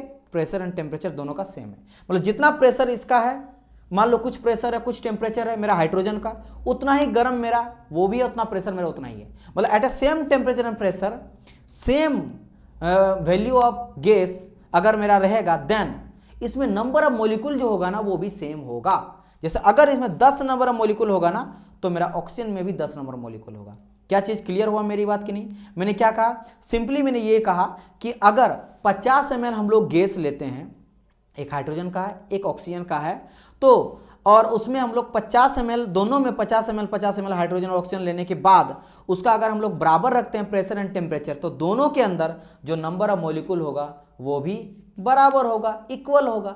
गॉट इट माई पॉइंट और नॉट? समझ आया? जैसे मान लो कि थैली होता ना, आपने इस तरह करके थैली जाते हैं ना, सब्जी लेके जा रहे हैं, है ना, दो थैली है, तो मैं बोल रहा हूँ कि दोनों में मेरा 1 kg करके है, 1 kg करके कोई वेजिटेबल है, सब्जियाँ 1 kg करे वेजिटेबल है, और दोनों एक ही जगह पकड़े हो तो मतलब प्रेशर टेम्परेचर सेम लग रहा है। मान लेते हैं कि ऐसा इन्वायरमेंट जहाँ पर प्रेशर टेम्परेचर भी सेम है, तो यहाँ पे मान लो P1 है तो ये भी P1 है, यहाँ पे अगर T1 है तो यहाँ पे भी T1 टेम्परेचर है, तो टेम्परेचर प्रेशर भी सेम है, दोनों मेरे 1 kg, लेकिन अलग अलग चीज़ है। मान लो एक में आप लोग आलू वगैरह लिए हो, ठीक है, पोटेटो लिए हो, ठीक है, आलू भरे हो 1 किलो, और दूसरे में टमाटो है, ठीक है, मतलब टमाटर 1 किलो, दोनों अलग अलग चीज़ है, लेकिन दोनों 1 kg है, और दोनों ही क्या मेरा पोटैटो, मतलब प्रेशर टेम्परेचर सेम है। देन जो नंबर ऑफ मॉलिक्यूल होगा ना वो सेम होगा दोनों में। कहने का मतलब 1 kg में मान लेते हैं कि यहाँ पे 12 आलू चढ़ा है, तो यहाँ भी 1 किलो में 12 टमाटर चढ़ेगा। आप बोलेंगे सर बड़ा छोटा होता है, समझाने के मैं आप लोग को समझाया, समझ आई मेरी बात की नहीं? तो इस चीज़ का ध्यान रखना यहाँ पे, वही यहाँ पे कहता है, यही कहता है मेरा अवोगाड्रो लॉ।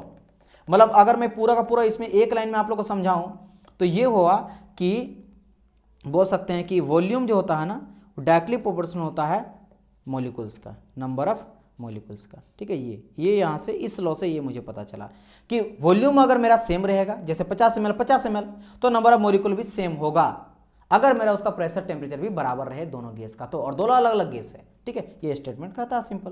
देखो स्टेटमेंट यहाँ पे देख लेते हैं फटाफट, मैंने बता दिया, समझ गए। यही सबसे इंपॉर्टेंट चीज़ होता है कि एंड ऑफ द डे आप लोग को समझना, जितनी ईजी तरीके से आप लोग को बताया जाए वही ट्राई करते हैं, जितना आसान भाषा में यहाँ समझाएं वो ज़्यादा बेटर होगा। तो at constant temperature and pressure equal volume of all gases have equal number of molecules. Equal number of volume 50-50 ml gas, equal number of molecules 10-10 molecules at constant temperature and pressure. Clear my point और not? चलिए ये चीज हो गया। अब यहाँ पे बारी आता है इसका एप्लीकेशन। ये तीनों जो लॉ मैंने बताया ना आप लोग को, बॉयस लॉ बताया, चार्ल्स लॉ बताया, एवोगाड्रो लॉ बताया, इसका एप्लीकेशन कहाँ कहाँ पे यूज करते हैं उसके बारे में जानते हैं। तो तीनों लॉ का एप्लीकेशन अब मैं बताता हूँ। सबसे पहले हम लोग क्या देखे थे? बॉयस लॉ देखे थे। बॉयस लॉ में मैंने क्या बताया कि बॉयस लॉ में बताया कि वॉल्यूम जो होता है वो मेरा इनवर्सली प्रोपोर्शनल होता है मेरा प्रेशर का। फिर हम लोग बात की किसके बारे में? हम लोग बात किए चार्ल्स लॉ के बारे में। चार्ल्स लॉ में मैंने क्या पढ़ाया? आप लोग बताया कि वॉल्यूम जो होता है वो डायरेक्टली प्रोपोर्शनल होता है टेम्परेचर का। एंड लास्टली हम लोग पढ़े एवोगाड्रो के बारे में। इसमें हम लोग क्या देखे कि मेरा जब सेम नंबर ऑफ मेरा वॉल्यूम होता है दो कंटेनर में, दो गैस में, तो मेरा उसमें नंबर ऑफ मॉलिक्यूल भी सेम होगा। यही हम लोग देखें। तो तीनों को अगर मिला देते हैं तो देखो ध्यान से, तीनों में मेरा एक चीज कॉमन है, that is called your volume. यहाँ भी वॉल्यूम है, यहाँ भी वॉल्यूम है, यहाँ भी वॉल्यूम है, तो लिख सकता हूँ V। और दोनों मेरा प्रोपोर्शनल, तो प्रोपोर्शनल पहले लिख देंगे। और डायरेक्टली प्रोपोर्शनल किसका? टेम्परेचर का एंड N का, तो भाई यहाँ पे लिख देंगे हम लोग NNT। एंड इनवर्सली प्रोपोर्शनल है मेरा प्रेशर का, तो P। तो मेरा यही चीज़ को यहाँ पे लिख दिया गया है कि वॉल्यूम जो होता है वो मेरा इनवर्सली मतलब डायरेक्टली प्रोपोर्शनल होता है NNT का, एंड इनवर्सली प्रोपोर्शनल होता है प्रेशर का। तो ये चीज़ यहाँ से मिला। अब यहाँ पे P को अगर मैं ऊपर ले जाऊँ तो लिख सकता हूँ PV = NT।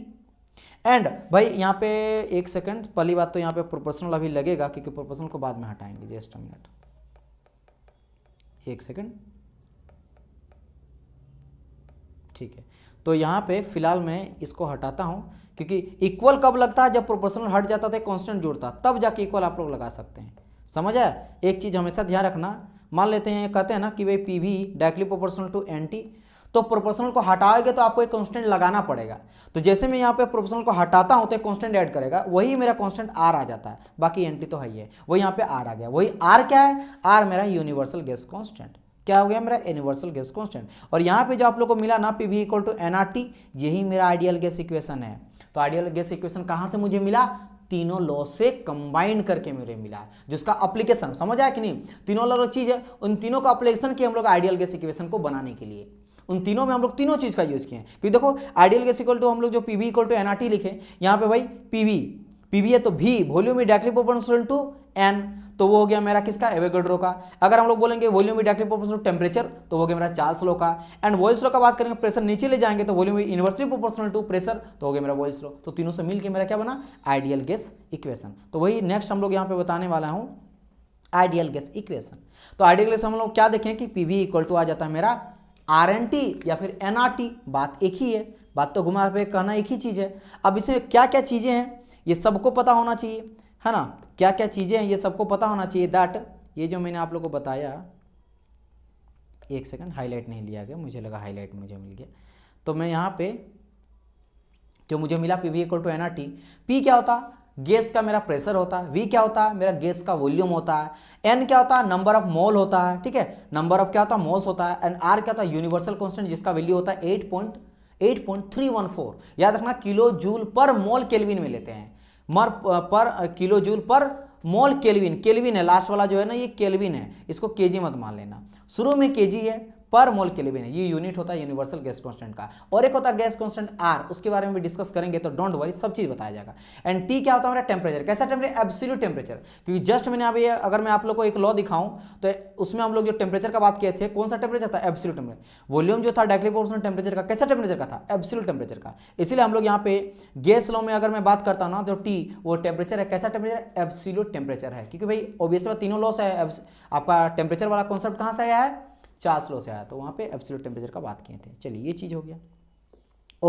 और इसको मैं थोड़ा सा अगर एक्सप्लेन करता हूं तो मुझे क्या यहां नजर आता है, हम लोग देखें कि भाई पीवी इक्वल टू होता है मेरा एनआरटी, देखें, हाँ ठीक है सर, देखें तो मैं क्या करता हूं, आरटी को नीचे ले आता हूं, तो आरटी को नीचे ले आए तो हो गया मेरा PV equal to P V divide by R T equal to N. अच्छा ठीक, एन क्या नंबर ऑफ मोल है। अब मैं एक मोल के लिए मान के चलूं तो क्या होगा, जैसे यूनिट मास के लिए लेता हूं, अगर यूनिट मोल के लिए लेता हूं, यानी फॉर 1 मोल के लिए लेता हूं, तो पीवी इक्वल टू आरटी आ गया, यानी कि 1 आ गया मीन्स कॉन्स्टेंट आ गया। तो मैं बोल सकता हूं कि पीवी इक्वल टू जो आरटी मिला ना, वो मेरा क्या हो गया, कॉन्स्टेंट हो गया। नाउ अब मैं यहां पे ग्राफ में दिखाता हूं, और ये किसके लिए निकाल रहे हैं, आइडियल, क्योंकि देखो पूरा का पूरा स्टेटमेंट मेरा क्या था, हम लोग आइडियल गैस इक्वेशन, इक्वेशन ही मेरा क्या है, आइडियल है।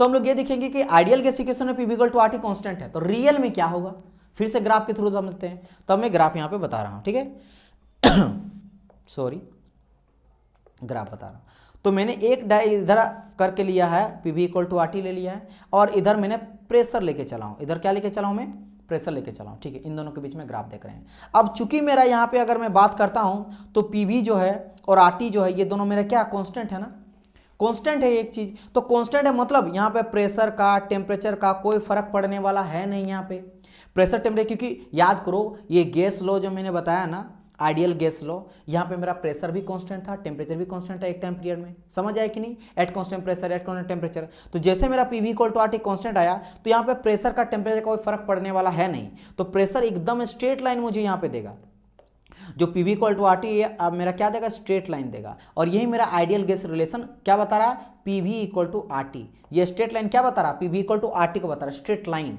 स्ट्रेट लाइन क्यों दे रहा, बिकॉज ये मेरा कांस्टेंट है, ये मेरा क्या है, कांस्टेंट है। और कांस्टेंट करने का मतलब क्या है कि पी घट रहा है, यानी प्रेशर घट रहा है या बढ़ रहा है, तो कोई फर्क पड़ने वाला नहीं है। लेकिन रियल गैस तो ऐसा नहीं होगा, रियल गैस ऐसा शो नहीं करेगा। रियल गैस में प्रेशर घटेगा बढ़ेगा तो उसमें फर्क तो पड़ने वाला है डियर, बिल्कुल पड़ेगा। कैसे पड़ेगा, तो अगर मैं यहाँ पे बताऊँ रियल गैस के बारे में, तो रियल गैस का मान लो यहाँ पे टेम्परेचर लिया गया T2, T1 और T0, और यहाँ पे मैक्सिमम टेम्परेचर कहाँ पे है, तो मैक्सिमम टेम्परेचर है आपका T0, ये मेरा हाई टेम्परेचर है, हाई टेम्परेचर है। तो ये स्टार्ट हो रहा है यहाँ से और इस तरह करके भाग रहा है, और ये इनफाइनाइट की ओर जा रहा है, इनफाइनाइट की ओर तीनों चल रहा है। अलग अलग टेम्परेचर अलग अलग स्केल में लिए हैं, तो ये टेम्परेचर धीरे धीरे मेरा ऊपर होते जा रहा है, टेम्परेचर क्या होता जा रहा है मेरा, बढ़ते हुए जा रहा है, बढ़ते हुए जा रहा है। लेकिन जैसे जैसे मेरा टेम्परेचर बढ़ रहा है, यानी कि ये मेरा बोल सकते हैं T2 मेरा है लो टेम्परेचर और T0 है मेरा हाई टेम्परेचर।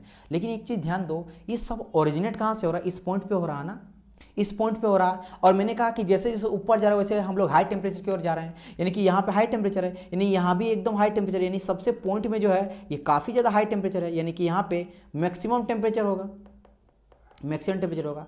और मैक्सिमम टेम्परेचर फिर से मुझे क्या पता चला कि जो आइडियल गैस है ना, वो रियल गैस के साथ मीट कर रहा है, तो यहाँ पे इसीलिए लिखा गया आइडियल गैस इज लमसम, यानी कि सिमिलर टू रियल गैस। मतलब फिर से और एक चीज मुझे पता चला कि real gas is behave like more close to ideal gas at a high temperature. और एक चीज देखो, टेम्परेचर अभी तक क्लियर किए थे, लेकिन ये प्रेशर का यहाँ पे लाइन था ना, अब ध्यान दो, प्रेशर यहाँ पे मान लो 5 था, यहाँ 10 है, इस तरफ 15 है, 20 तरह करके हजारों जा रहा है, मुझे फर्क नहीं पड़ता। लेकिन अगर मैं यहाँ बात करूँ, यहाँ तो 0 है ना, तो देखो कहाँ पे दोनों लाइन आके मीट कर रहा है, ये ग्रीन वाला।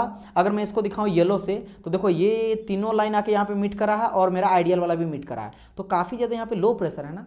तो और एक चीज मुझे पता चला कि टेम्परेचर अभी तक पता था, हाई टेम्परेचर में मेरा जो रियल आइडियल गैस, मतलब रियल गैस आइडियल की तरह बिहेव करता है, लेकिन एट लो टेम्परेचर में भी मेरा जो रियल गैस होता है वो आइडियल की तरह बिहेव करता है। तो दो चीज मुझे पता चला, at a low temperature, eight a high temperature and low pressure real gas is behave like ideal gas. यहां से मुझे ये चीज पता चला। क्या ये चीज क्लियर हुआ कि नहीं? अब मैं अभी सभी चीजों को इरेज करता हूं, राइट। तो ये चीज यहां पे हुआ, तो उसी दोनों चीजों को क्या करा गया, यहां पे लिख दिया गया है। एक सेकंड, ये इरेज करना काफी इंपॉर्टेंट है, बिकॉज मैं अगर इरेज नहीं यहां पे करता हूं तो आप लोग को नोट्स जो है ना वो बिगड़ जाएगा, ठीक है। तो जस्ट अ मिनट, वही दोनों नीचे में स्टेटमेंट आप लोग पढ़ सकते हो, मैं थोड़ा सा इसको इरेज फटाफट कर लेता हूँ। चलिए हो गया यहाँ पे, ओके। तो दोनों चीज को यहाँ पे क्या लिख दिया गया है कि that at high temperature real gas is more close to ideal gas. And दूसरा क्या कहा गया, एट अ लो प्रेशर में भी देखें रियल गैस जो होता है मेरा मोर क्लोज होता है टू आइडियल गैस, ठीक है, मोर क्लोज टू, ये दोनों इंपॉर्टेंट है, ठीक है। ये चीज़ ध्यान रखिएगा, लो प्रेशर में भी एंड हाई टेम्परेचर में भी मेरा रियल गैस जो होता है आइडियल गैस के बराबर होता है, आइडियल गैस की तरह बिहेव करता है, लो प्रेशर में भी और हाई टेम्परेचर में भी।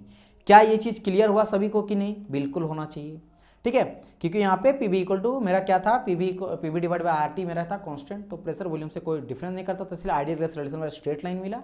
लेकिन रियल गैस मेरा चेंज तो करेगा, जैसे मेरा प्रेशर देखो यहाँ पे वॉल्यूम जैसे जैसे बढ़ते जा रहा है वैसे मेरा टेम्परेचर वेरी करेगा, तो प्रेशर टेम्परेचर वेरी करेगा रियल गैस में। लेकिन एक चीज़ देखें कि जब ये मेरा हाई टेम्परेचर में जाते हैं, क्योंकि यहाँ से कहीं ना कहीं मेरा हाई टेम्परेचर से लो टेम्परेचर की ओर आ रहा, टेम्परेचर घट रहा, फिर यहाँ पे बढ़ा और प्रेशर भी बढ़ा, तो हम लोग देखें कि जब ऊपर की ओर जा रहा था टेम्परेचर हाई। अच्छा एक चीज़ मैं मेंशन कर देता हूँ कि ये मेरा हाई टेम्परेचर है, समझने में इजी होगा, ये मेरा क्या है हाई टेम्परेचर,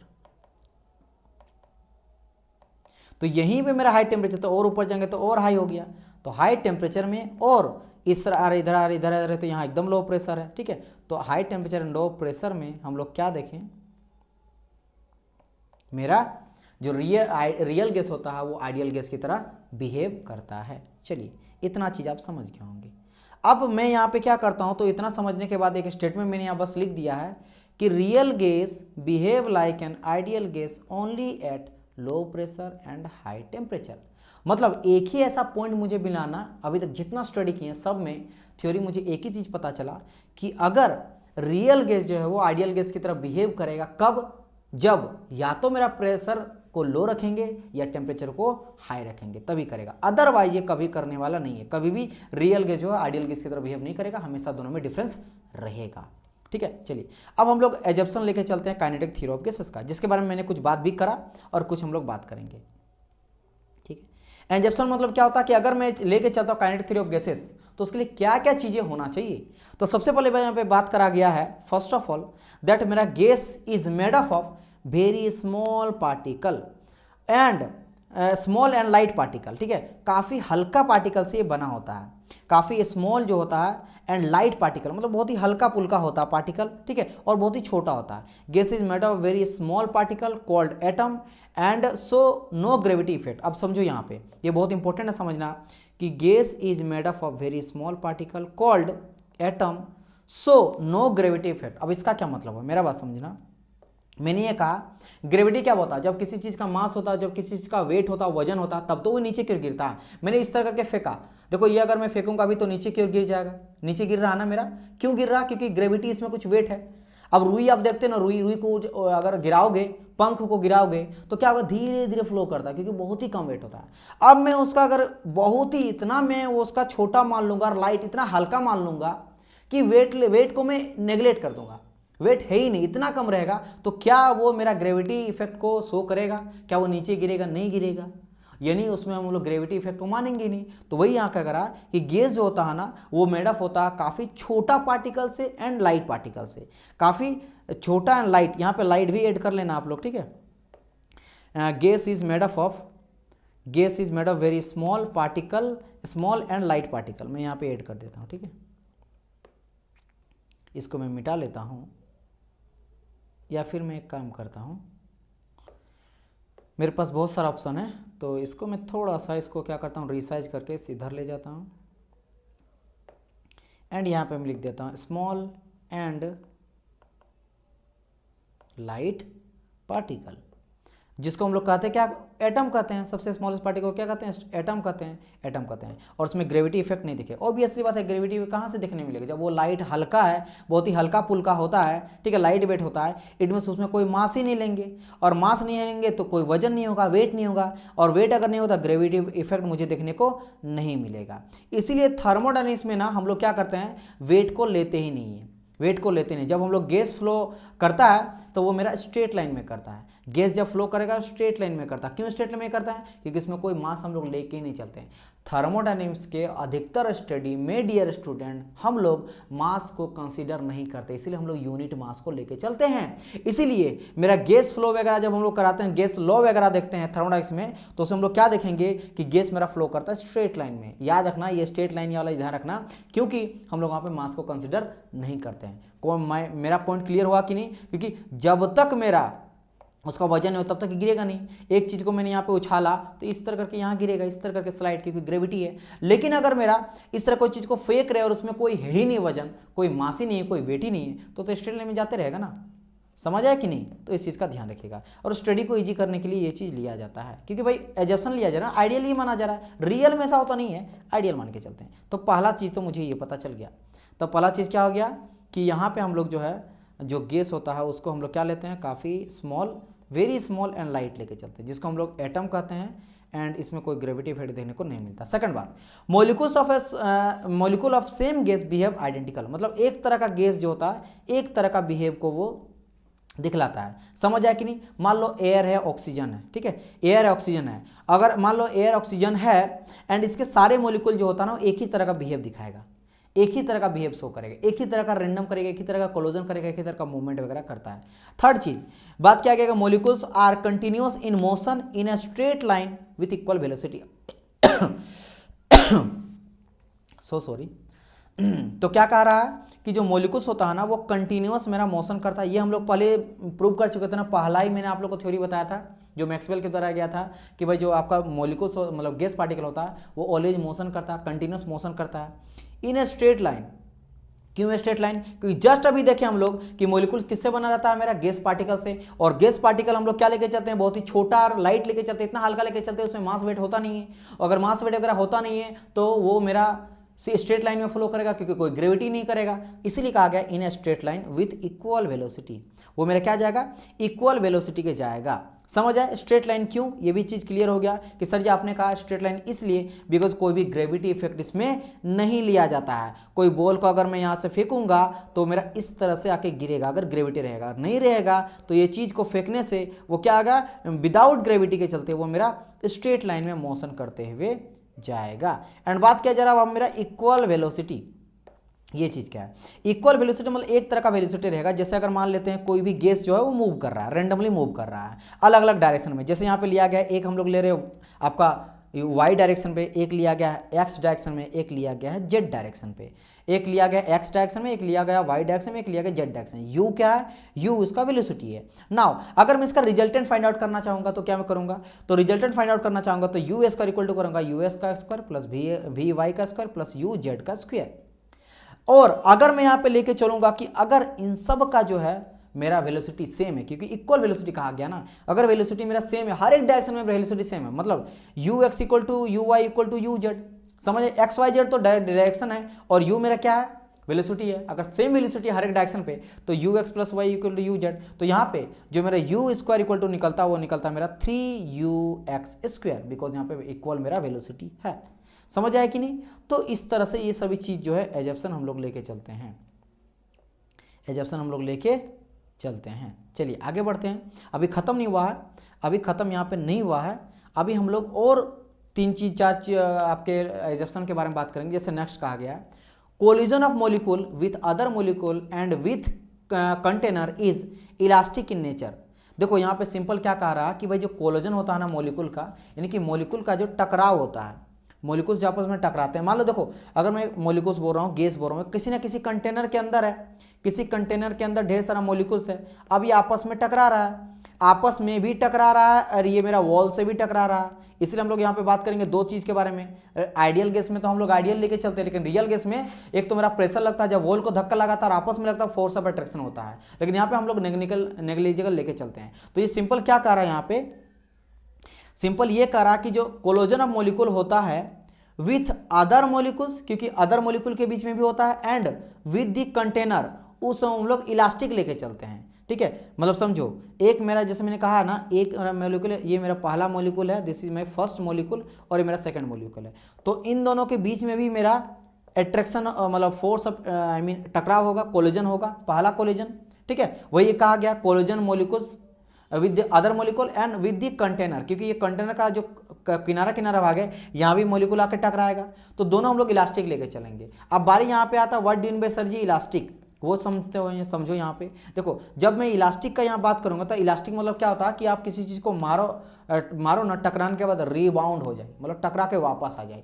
तो उससे क्या होता है ना, उससे एक बहुत ही इंपॉर्टेंट चीज़ है जो आप लोग को पता होना चाहिए, दैट जब भी मेरा इलास्टिक नेचर का होता है तो उसमें कोई भी लॉसेस वगैरह नहीं देखने को मिलता है इन काइनेटिक एनर्जी और मोमेंटम, मतलब ना तो उसको मोमेंटम लूज होता है ना ही काइनेटिक एनर्जी मेरा लूज करता, वो जितना रहता है उतना ही रहता है। तो मैं यहाँ पे बोल सकता हूँ कि इसको मैं इस तरह करके लिख देता हूँ कि यहाँ पे मेरा no loss in kinetic energy and momentum.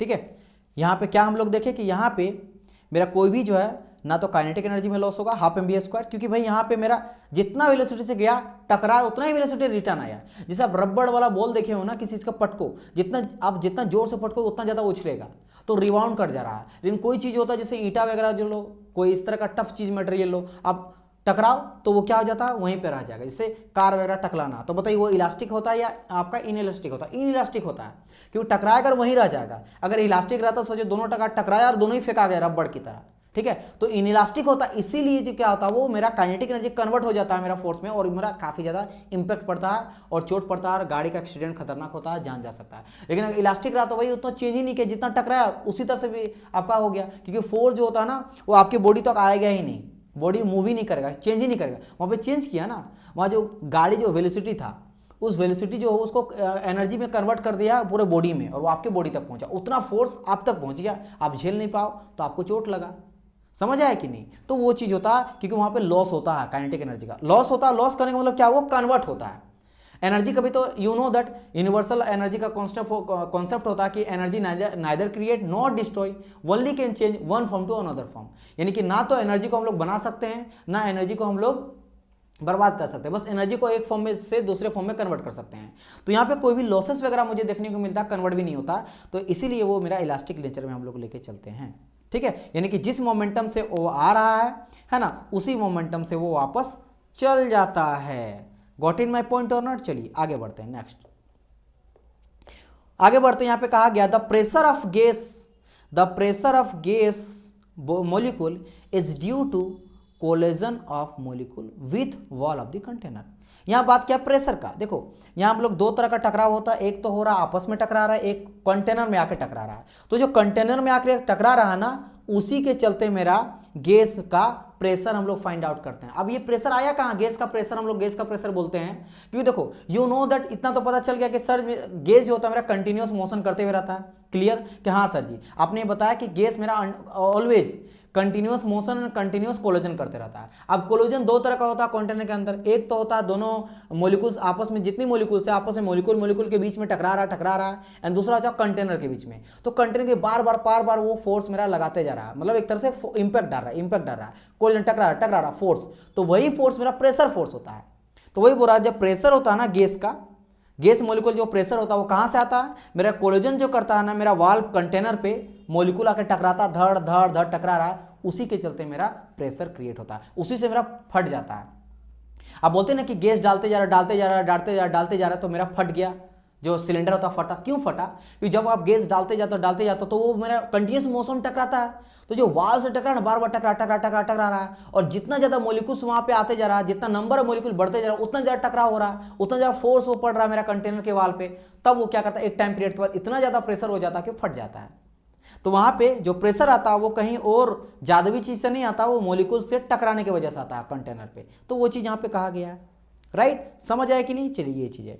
तो वहीं पे और एक चीज को कहा गया कि जो पी होता है, प्रेशर जो होता है ना, प्रेशर होता है मॉलिक्यूल्स का, वो मेरा डायरेक्टली प्रोपोर्शनल होता है collision of the molecule per unit area, यानी कि कितना वो कोलिजन कर रहा है पर यूनिट एरिया में, कितना एरिया में कोलिजन कर रहा है, छोटा एरिया में कम कर रहा है और ज्यादा, वो ज्यादा एरिया में कर रहा है, उस पर डिपेंड कर रहा है। मान लो बहुत सारा मॉलिक्यूल्स है, छोटा एरिया में कर रहा है, तो ज्यादा वो फोर्स करेगा।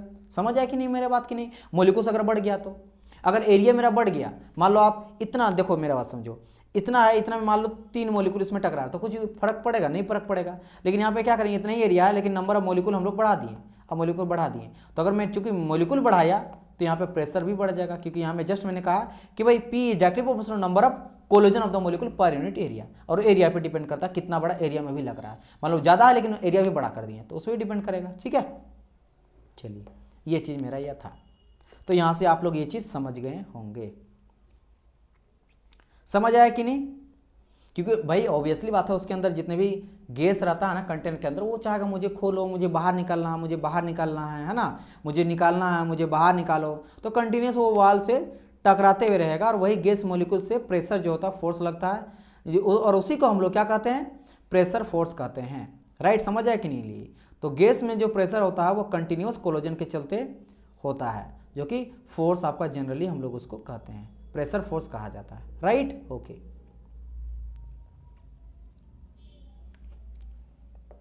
चलिए अब बारी आता है सबसे इंपॉर्टेंट का।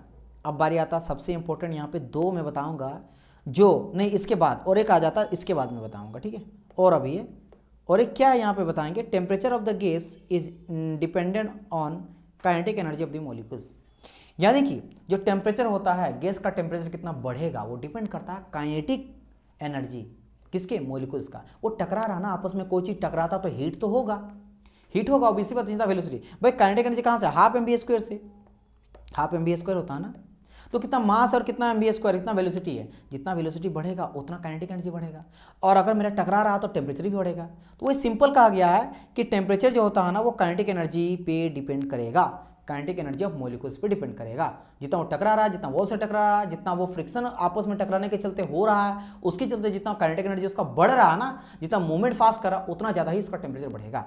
तो ये चीज़ आप लोग का क्लियर हो गया। ठीक है, और इसका प्रूफ भी देंगे आप लोग को, डोंट वरी। आप लोग अगर लगेगा इसका प्रूफ दीजिए सर, सबका प्रूफ देंगे, तो आप लोग को हड़बड़ाना बिल्कुल भी नहीं है। अच्छा, यहाँ से किसी बच्चे को अगर ये डाउट रहेगा, सर जी काइनेटिक एनर्जी क्या होता है डियर स्टूडेंट, बताइए काइनेटिक एनर्जी क्या होता है। काइनेटिक एनर्जी जैसे मैंने कहा ना हाफ mv², तो काइनेटिक का मतलब जो मॉलिक्यूल्स मूव करता है ना, जो मॉलिक्यूल मूव करता है, टकरा रहा है, ठीक है, तो ऑब्वियसली बात है कुछ ना कुछ टेम्परेचर को भी मेंटेन करता है। वही मैंने कहा ना, टकराएगा तो भाई कुछ ना कुछ उसमें टेम्परेचर भी होगा, और वही गैस का टेम्परेचर कहलाता है कंटेनर में, एंड उसी के चलते, ठीक है, उसी के चलते मेरा क्या होता है, मेरा टेम्परेचर राइज करता है और घटता बढ़ता है। तो यहाँ पे अच्छा और एक कॉन्सेप्ट है, यानी हम लोग कह सकते हैं कि अगर सर जी मेरा टेम्परेचर जीरो कर देंगे, टेम्परेचर को क्या कर देंगे, जीरो कर देंगे, तो अगर टेम्परेचर मेरा जीरो हो जाएगा तो क्या सर जी मेरा काइनेटिक एनर्जी भी जीरो हो जाएगा, बिल्कुल सही।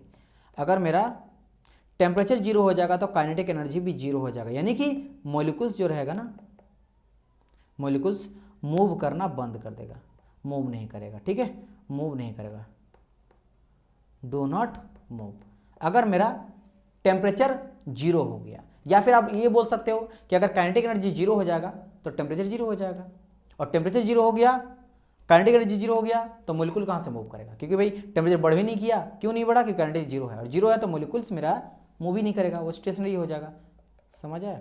तो ये भी आप इससे क्वेश्चन पूछा जाता है कि मेरा अगर मॉलिक्यूल्स जो है, अब ऐसा हाइपोथेटिकल क्वेश्चन पूछ देगा कि बताइए कब मेरा मॉलिक्यूल्स जो रहेगा ना वो मूव करना बंद कर देगा, कब करेगा, दोनों ऑप्शन रहेगा, या तो टेम्परेचर मेरा जीरो हो जाएगा, फिर काइनेटिक एनर्जी जीरो हो जाएगा। समझ आए? चलिए आगे बढ़ा जाए।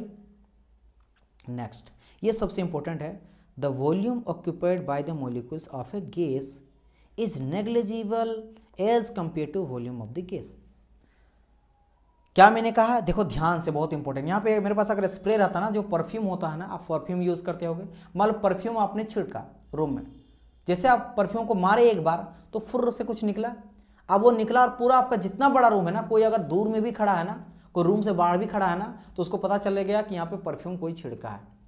तो अब एक चीज बोलो, वहां से जितना मॉलिक्यूल्स निकला, आप जब फुर से किए, दबाए, फर से निकला, तो कुछ ही मॉलिक्यूल्स था ना, कुछ ही मॉलिक्यूल्स था।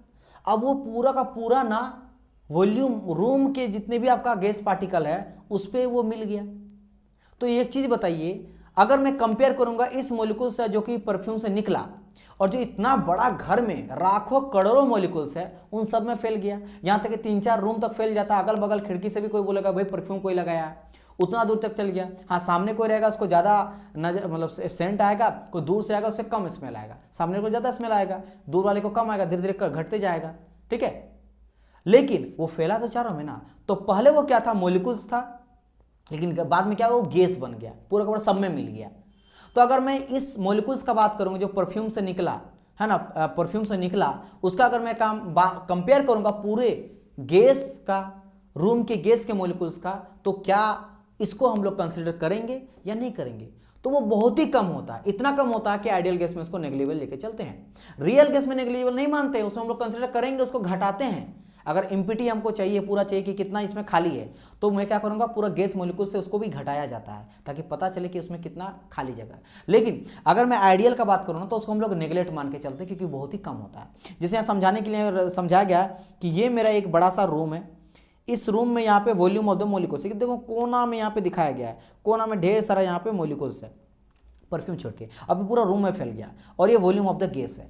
तो पहले ये वॉल्यूम किसका था, मॉलिक्यूल्स का था, लेकिन जब ये पूरे एयर में मिल गया ना, तो वॉल्यूम हो गया गैस का। तो गैस का जो होता है ना, यानी कि बोल सकते हैं यहाँ पे कि जो वॉल्यूम होता है गैस का जो V होता है, ठीक है, ये काफ़ी ज़्यादा मेरा बड़ा होता, काफ़ी ज़्यादा बड़ा होता, किसके, आपके वॉल्यूम ऑफ मॉलिक्यूल से, ठीक है। इतना बड़ा होता है कि हम लोग वॉल्यूम ऑफ जो गैस होता है, वॉल्यूम ऑफ द मॉलिक्यूल होता है ना, इसको नेग्लिजिबल लेके चलते हैं। नेग्लिजिबल मतलब इसको मानते ही नहीं है। वही कहा गया है the volume occupied by molecules, occupied by the molecules, molecule जो वॉल्यूम ऑक्यूपाइड करता है वो मेरा नेग्लिजिबल होता है as compare to volume of the gas. जब वो पूरे रूम में फैल जाता है, वो गैस से बहुत ही कम होता है, नेग्लिजिबल होता है। लेकिन याद रखना विवेक, क्यों, क्योंकि यही रियल गैस में डिफरेंस लाता है। इसके अलावा और एक, इसमें हम लोग रियल गैस में क्या करते हैं, हम लोग जो वॉल्यूम होता है ना मॉलिक्यूल्स का, उसको भी कंसिडर करते हैं। ये चीज़ का ध्यान रखना। अब मैं आगे जब डिफरेंस बताऊंगा तो उसको आप लोग को मेंशन करके चलाऊंगा, ठीक है। चलिए, पहला ये चीज़ क्लियर हो गई जो कि वेरी वेरी इंपॉर्टेंट आप लोग के लिए था, इसलिए मैंने इसको दूसरे तरीके से हाईलाइट कर दिया, दूसरे कलर से हाईलाइट कर दिया, क्योंकि ये स्टेटमेंट ही, इसके अलावा और एक स्टेटमेंट जो मैं आपको बताने, ये दोनों स्टेटमेंट ही, दोनों में डिफरेंस आता है, रियल गैस में, आइडियल गैस में, ठीक है। सेकंड क्या कहा था, वीवीआई फिर से यहाँ लिख दिया गया, there is no intermolecular force of attraction between the molecules, यानी कि दो मॉलिक्यूल्स के बीच में कोई भी इंटरमोलिकुलर यानी कि फोर्स ऑफ अट्रैक्शन नहीं है, कोई फोर्स ऑफ अट्रैक्शन है ही नहीं। ये कहता है, ये क्या कहता है कि कोई भी दोनों के बीच में फोर्स ऑफ अट्रैक्शन नहीं है। लेकिन रियल गैस में जिसने कहा फोर्स ऑफ अट्रैक्शन लिया जाता है, फोर्स ऑफ अट्रैक्शन वहां में लिया जाता है। समझ आए? चलिए, ये चीज क्लियर हुआ कि नहीं? यहां से ये चीज क्लियर हो गया, राइट। तो लास्ट जो दोनों एजम्पशन हम लोग लिए हैं ना, ठीक है, ये दोनों का दोनों काफी ज्यादा इंपॉर्टेंट है, क्योंकि यही मेरा सबसे बड़ा डिफरेंस होता है आइडियल गैस और रियल गैस में। कभी बोलेगा आइडियल गैस और रियल गैस में क्या डिफरेंस होता है, तो आइडियल गैस में हम लोग फोर्स ऑफ अट्रैक्शन जो होता है मॉलिक्यूल्स का, उसको नेग्लेक्ट लेके चलते हैं, और जो वॉल्यूम ऑफ द मॉलिक्यूल्स होता है as compare to volume of gas, वो भी नेग्लिजिबल लेके चलते हैं। लेकिन इनके सब रियल गैस मेरा वॉल्यूम जो होता है मॉलिक्यूल्स का, उसको कंसिडर करते हैं, एंड जो मेरा फोर्स ऑफ अट्रैक्शन होता है बिटवीन द मॉलिक्यूल्स, उसको भी हम लोग कंसिडर यहाँ पे करते हैं, ठीक है। चलिए, अब यहाँ पे बात करते हैं थोड़ा सा आगे। अब हम लोग यहाँ पे क्या देखेंगे, जो भी हम लोग काइनेटिक एनर्जी का इतना सारा एजप्शन हम लोग देखें, है ना, डेरिवेशन देखें, कुछ रिलेशन वगैरह देखें, तो उसके बाद मेरा काइनेटिक गैस इक्वेशन मेरा आता है। उसमें से सबसे इंपॉर्टेंट मेरा होता है PV = 1/3। देखो, इसका लंबा सा एक डेरिवेशन होता है जो आपके लिए इंपॉर्टेंट नहीं है। इंपॉर्टेंट जितना है वही चीज़ मैं आप लोगों को बताऊंगा, क्योंकि वो इनरिलेवेंट हो जाएगा, जो आपको पूछा नहीं जाएगा, ठीक है, और काफ़ी लेंदी हो जाएगा। तो एक इक्वेशन निकलता है जो आपको काफ़ी ज़्यादा पूछा जाता है, डेट इज PV = 1/3 mNu/RMS²। अब यहाँ पे P क्या, P is your pressure, V क्या, V इज योर वॉल्यूम, ठीक है। 1/3 M क्या, M होता है मास ऑफ 1 मॉलिक्यूल्स, क्या होता है मास ऑफ 1 मॉलिक्यूल। एंड अगर बात करेंगे N का, तो N क्या हो जाता है, N हो जाता है नंबर ऑफ मोल, एंड आपका URMS ये होता है रूट मीन स्क्वायर वेलोसिटी। क्या होता है मेरा, रूट मीन स्क्वायर वेलोसिटी। अब यहाँ पे कुछ लड़का को दिक्कत होगा कि सर जी ये रूट मीन स्क्वायर वेलोसिटी क्या होता है, मेरा बात समझो, या फिर सर जी रूट मीन स्क्वायर वेलोसिटी को हम लोग लेते क्या हैं। तो देखो, किसी भी चीज़, किसी का भी बिहेवियर मान लो आपको पता करना है, वो अनप्रिडिक्टेबल है। क्या वो अनप्रिडिक्टेबल है? क्यों भाई? बिकॉज मॉलिक्यूल्स हर बारी वो कोलोजन कर टकरा रहा है, वो टकरा रहा है, हर बारी अपना डायरेक्शन को चेंज कर रहा है, हर बारी अपना वेलोसिटी को चेंज कर रहा है। तो उस टाइम पीरियड में हम लोग रूट मीन स्क्वायर का यूज करते हैं उसके वेलोसिटी को फाइंड आउट करने के लिए। यानी कि हम लोग क्या करते हैं, बेसिकली जो वेलोसिटी उसका एवरेज वेलोसिटी लेके चलते हैं। समझ आया कि नहीं? तो वेलोसिटी होता है उसका हम लोग एवरेज लेके चलते हैं, क्या मैंने कहा, फिर से समझो। मैं कहा कि मान लो किसी का मुझे बिहेवियर पता करना जो कि अनप्रिडिक्टेबल है, उसका फाइंड करना डिफिकल्ट है। क्यों फाइंड करना डिफिकल्ट है? फाइंड करना डिफिकल्ट है, डिफिकल्ट इसलिए है क्योंकि जितने भी मॉलिक्यूल्स है ना वो मेरा रेंडमली बिहेव करता है। रेंडमली बिहेव करता है मतलब टकरा रहा, बार बार टकरा रहा, बार बार टकरा रहा, मोशन कर रहा, इधर जा रहा उधर जा रहा, तो स्टडी करना का भी डिफिकल्ट है। और सबका वेलोसिटी बार बार चेंज हो रहा, बार बार टकरा, बार बार चेंज हो रहा। तब अब हम लोग करेंगे क्या, तो उसका वेलोसिटी फाइंड आउट करने के लिए हम लोग रूट मीन स्क्वायर वेलोसिटी का यूज करेंगे। उसके थ्रू हम लोग एवरेज वेलोसिटी उसका फाइंड करते हैं, एवरेज वेलोसिटी उसका फाइंड आउट करते हैं। जैसे कि समझो, और इसको हम लोग निकालते क्या है, जैसे अगर मैं बात करूँगा यहाँ पे यू आर एम एस का, तो ये हो जाता है मान लो मेरा यू मेरा वेलोसिटी है अलग अलग मेरा अलग अलग जगहों का, ठीक है। जैसे u1 हो गया, u2 हो गया, u3 हो गया, इस तरह करते करते करते करते मेरा मान लो इतना नंबर ऑफ मोल है हर एक मोल का। मान लो पहला मोल का u1 मेरा वेलोसिटी है, दूसरा मोल का मेरा u2 है, तीसरा मोल का इतना वेलोसिटी है, उस तरह करके u1 था। तो यहाँ पे क्या कह गया, रूट में नीचे से चलो पीछे से, पहले तो वेलोसिटी, तो u मेरा वेलोसिटी हो गया। अब आ गया स्क्वायर वेलोसिटी, तो स्क्वायर कर दो, स्क्वायर स्क्वायर स्क्वायर स्क्वायर। अब बता गया कि मीन क्या है, मीन है, इन सब का मीन लेना पड़ेगा। मीन पता है ना आपको, क्या करते हैं जितना भी उसको डिवाइड करते हैं, जैसे n तक गया तो n से डिवाइड करते हैं, तो क्या आ गया यहाँ पे मीन स्क्वायर वेलोसिटी आ गया। अब कहा गया रूट मीन स्क्वायर, और पीछे जाएंगे रूट, यानी कि इसके ऊपर हम लोग रूट लगा देंगे, तो हो गया रूट मीन स्क्वायर वेलोसिटी। समझ आया, पहले वेलोसिटी लिए u, फिर स्क्वायर लिए स्क्वायर, फिर मीन लिए, मीन कर दिया उसका निकाले, फिर रूट निकाले, ये हो गया रूट मीन स्क्वायर वेलोसिटी। यानी अनप्रेडिक्टेबल वाले मॉलिक्यूल्स का जो रेंडमली बिहेव करते हैं, मोशन चेंज करते हैं, कोरोजन करते हैं, उसका एवरेज वेलोसिटी को फाइंड आउट करने के लिए इसका हम लोग यूज करते हैं। समझ आए कि नहीं, ये चीज़ यहाँ पे था। तो यहाँ से आप समझ गए होंगे, सभी का मतलब यहाँ पे मैंने आप लोग को क्रिस्टल क्लियर बता दिया। अब यहाँ पे एक तो इक्वेशन मैंने ये बताया आप लोग को, दूसरा और एक होता है, दूसरा होता है काइनेटिक एनर्जी इक्वल टू, तो काइनेटिक एनर्जी इक्वल टू होता है half into m n u r m s square. यहाँ पे यू नो दैट के ई मतलब काइनेटिक एनर्जी, एम मेरा मास होता है किसका, मॉलिक्यूल का, एक मॉलिक्यूल का, और एन क्या होता है, नंबर ऑफ मोल होता है, and u r m s root mean square velocity. अब इन दोनों को अगर मैं डिवाइड करता हूँ, टू इक्वेशन को वन इक्वेशन से डिवाइड करता हूँ, तो काइनेटिक एनर्जी तो half m n u r m s हम लोग लिए, और नीचे में लेंगे हम लोग 1/3, ठीक है। एक सेकंड यहाँ पे, हाँ पी वी इक्वल टू 1/3 है और ये 1/2 होता है, तो उन्होंने थर्ड लिए, तो यहाँ से m कटा, n से n कटा, u r m s equal to u r m s कटा, बचा क्या 1/2 एंड नीचे में डिवाइड 1/3, तो ऊपर जाएगा तो 3/2 आ जाएगा। तो यानी कि काइनेटिक एनर्जी यहाँ हो जाएगा, काइनेटिक एनर्जी है ना, kinetic energy divide by P V equal to 3/2। तो अगर मैं काइनेटिक एनर्जी निकालता हूँ, पी वी को ऊपर कर देता हूँ, यहाँ कर दूंगा, यानी कि निकल जाएगा मेरा क्या, kinetic energy equal to 3/2 P V. ये रिलेशन आपको पूछा जाता है। मैंने इतना क्यों बताया, क्योंकि वो पहला वाला, ये दोनों भी पूछा जाएगा, लेकिन सबसे इंपॉर्टेंट जो रिलेशन है ना वो आप लोग का ये वाला है। कौन सा है, this one, this one is very very important. यह आपसे काफ़ी ज़्यादा एग्जाम में पूछा जाता है। समझ आया कि नहीं, ये चीज़ हो गया, राइट। चलिए और क्या चीज़ मुझे बताना है आज के क्लास में, ओके हाँ। और यहाँ पे अगर मैं बात करता हूँ, जैसे पी वी इक्वल टू हम लोग पता है एनआरटी होता है, हम लोग निकाल चुके हैं, पी वी इक्वल टू क्या होता है मेरा एनआरटी यहाँ पे होता है। और अगर मैं एक मोल के लिए लेकर चलता हूँ तो एक मोल के लिए चलूँगा तो P V equal to R T बोल सकता हूँ, कर सकता हूँ, बिल्कुल सर जी कर सकते हैं। तो यहाँ पे मैं ये कर सकता हूँ कि काइनेटिक एनर्जी को 3/2 आर टी बोलेंगे, सर ये कहाँ से आया, तो समझो यहाँ कहाँ से आया। जैसे चूंकि हम लोग को ये पता है ना कि भाई kinetic energy equal to, just हम लोग पीछे क्या निकाले 3/2 पी वी। देखो अभी जस्ट मैं आपको दिखाता हूँ, देखो यहाँ से काइनेटिक एनर्जी 3/2 पी वी, यही हम लोग डिस्कस कर रहे हैं, इसका यूज़ कर रहे हैं, है ना। इसका यूज़ देखो हम लोग क्या कर रहे हैं यहाँ पे आइडियल गैस इक्वेशन में कर रहे हैं, और देख रहे हैं कि क्या क्या यहाँ पे हो रहा है, ठीक है। तो यहाँ पे मैंने क्या करा, काइनेटिक एनर्जी को 3/2 पी वी। अच्छा ठीक है सर जी। अच्छा और एक चीज़ मुझे बताइए, हम लोग ये कह सकते हैं कि भाई काइनेटिक, एक सेकंड, काइनेटिक एनर्जी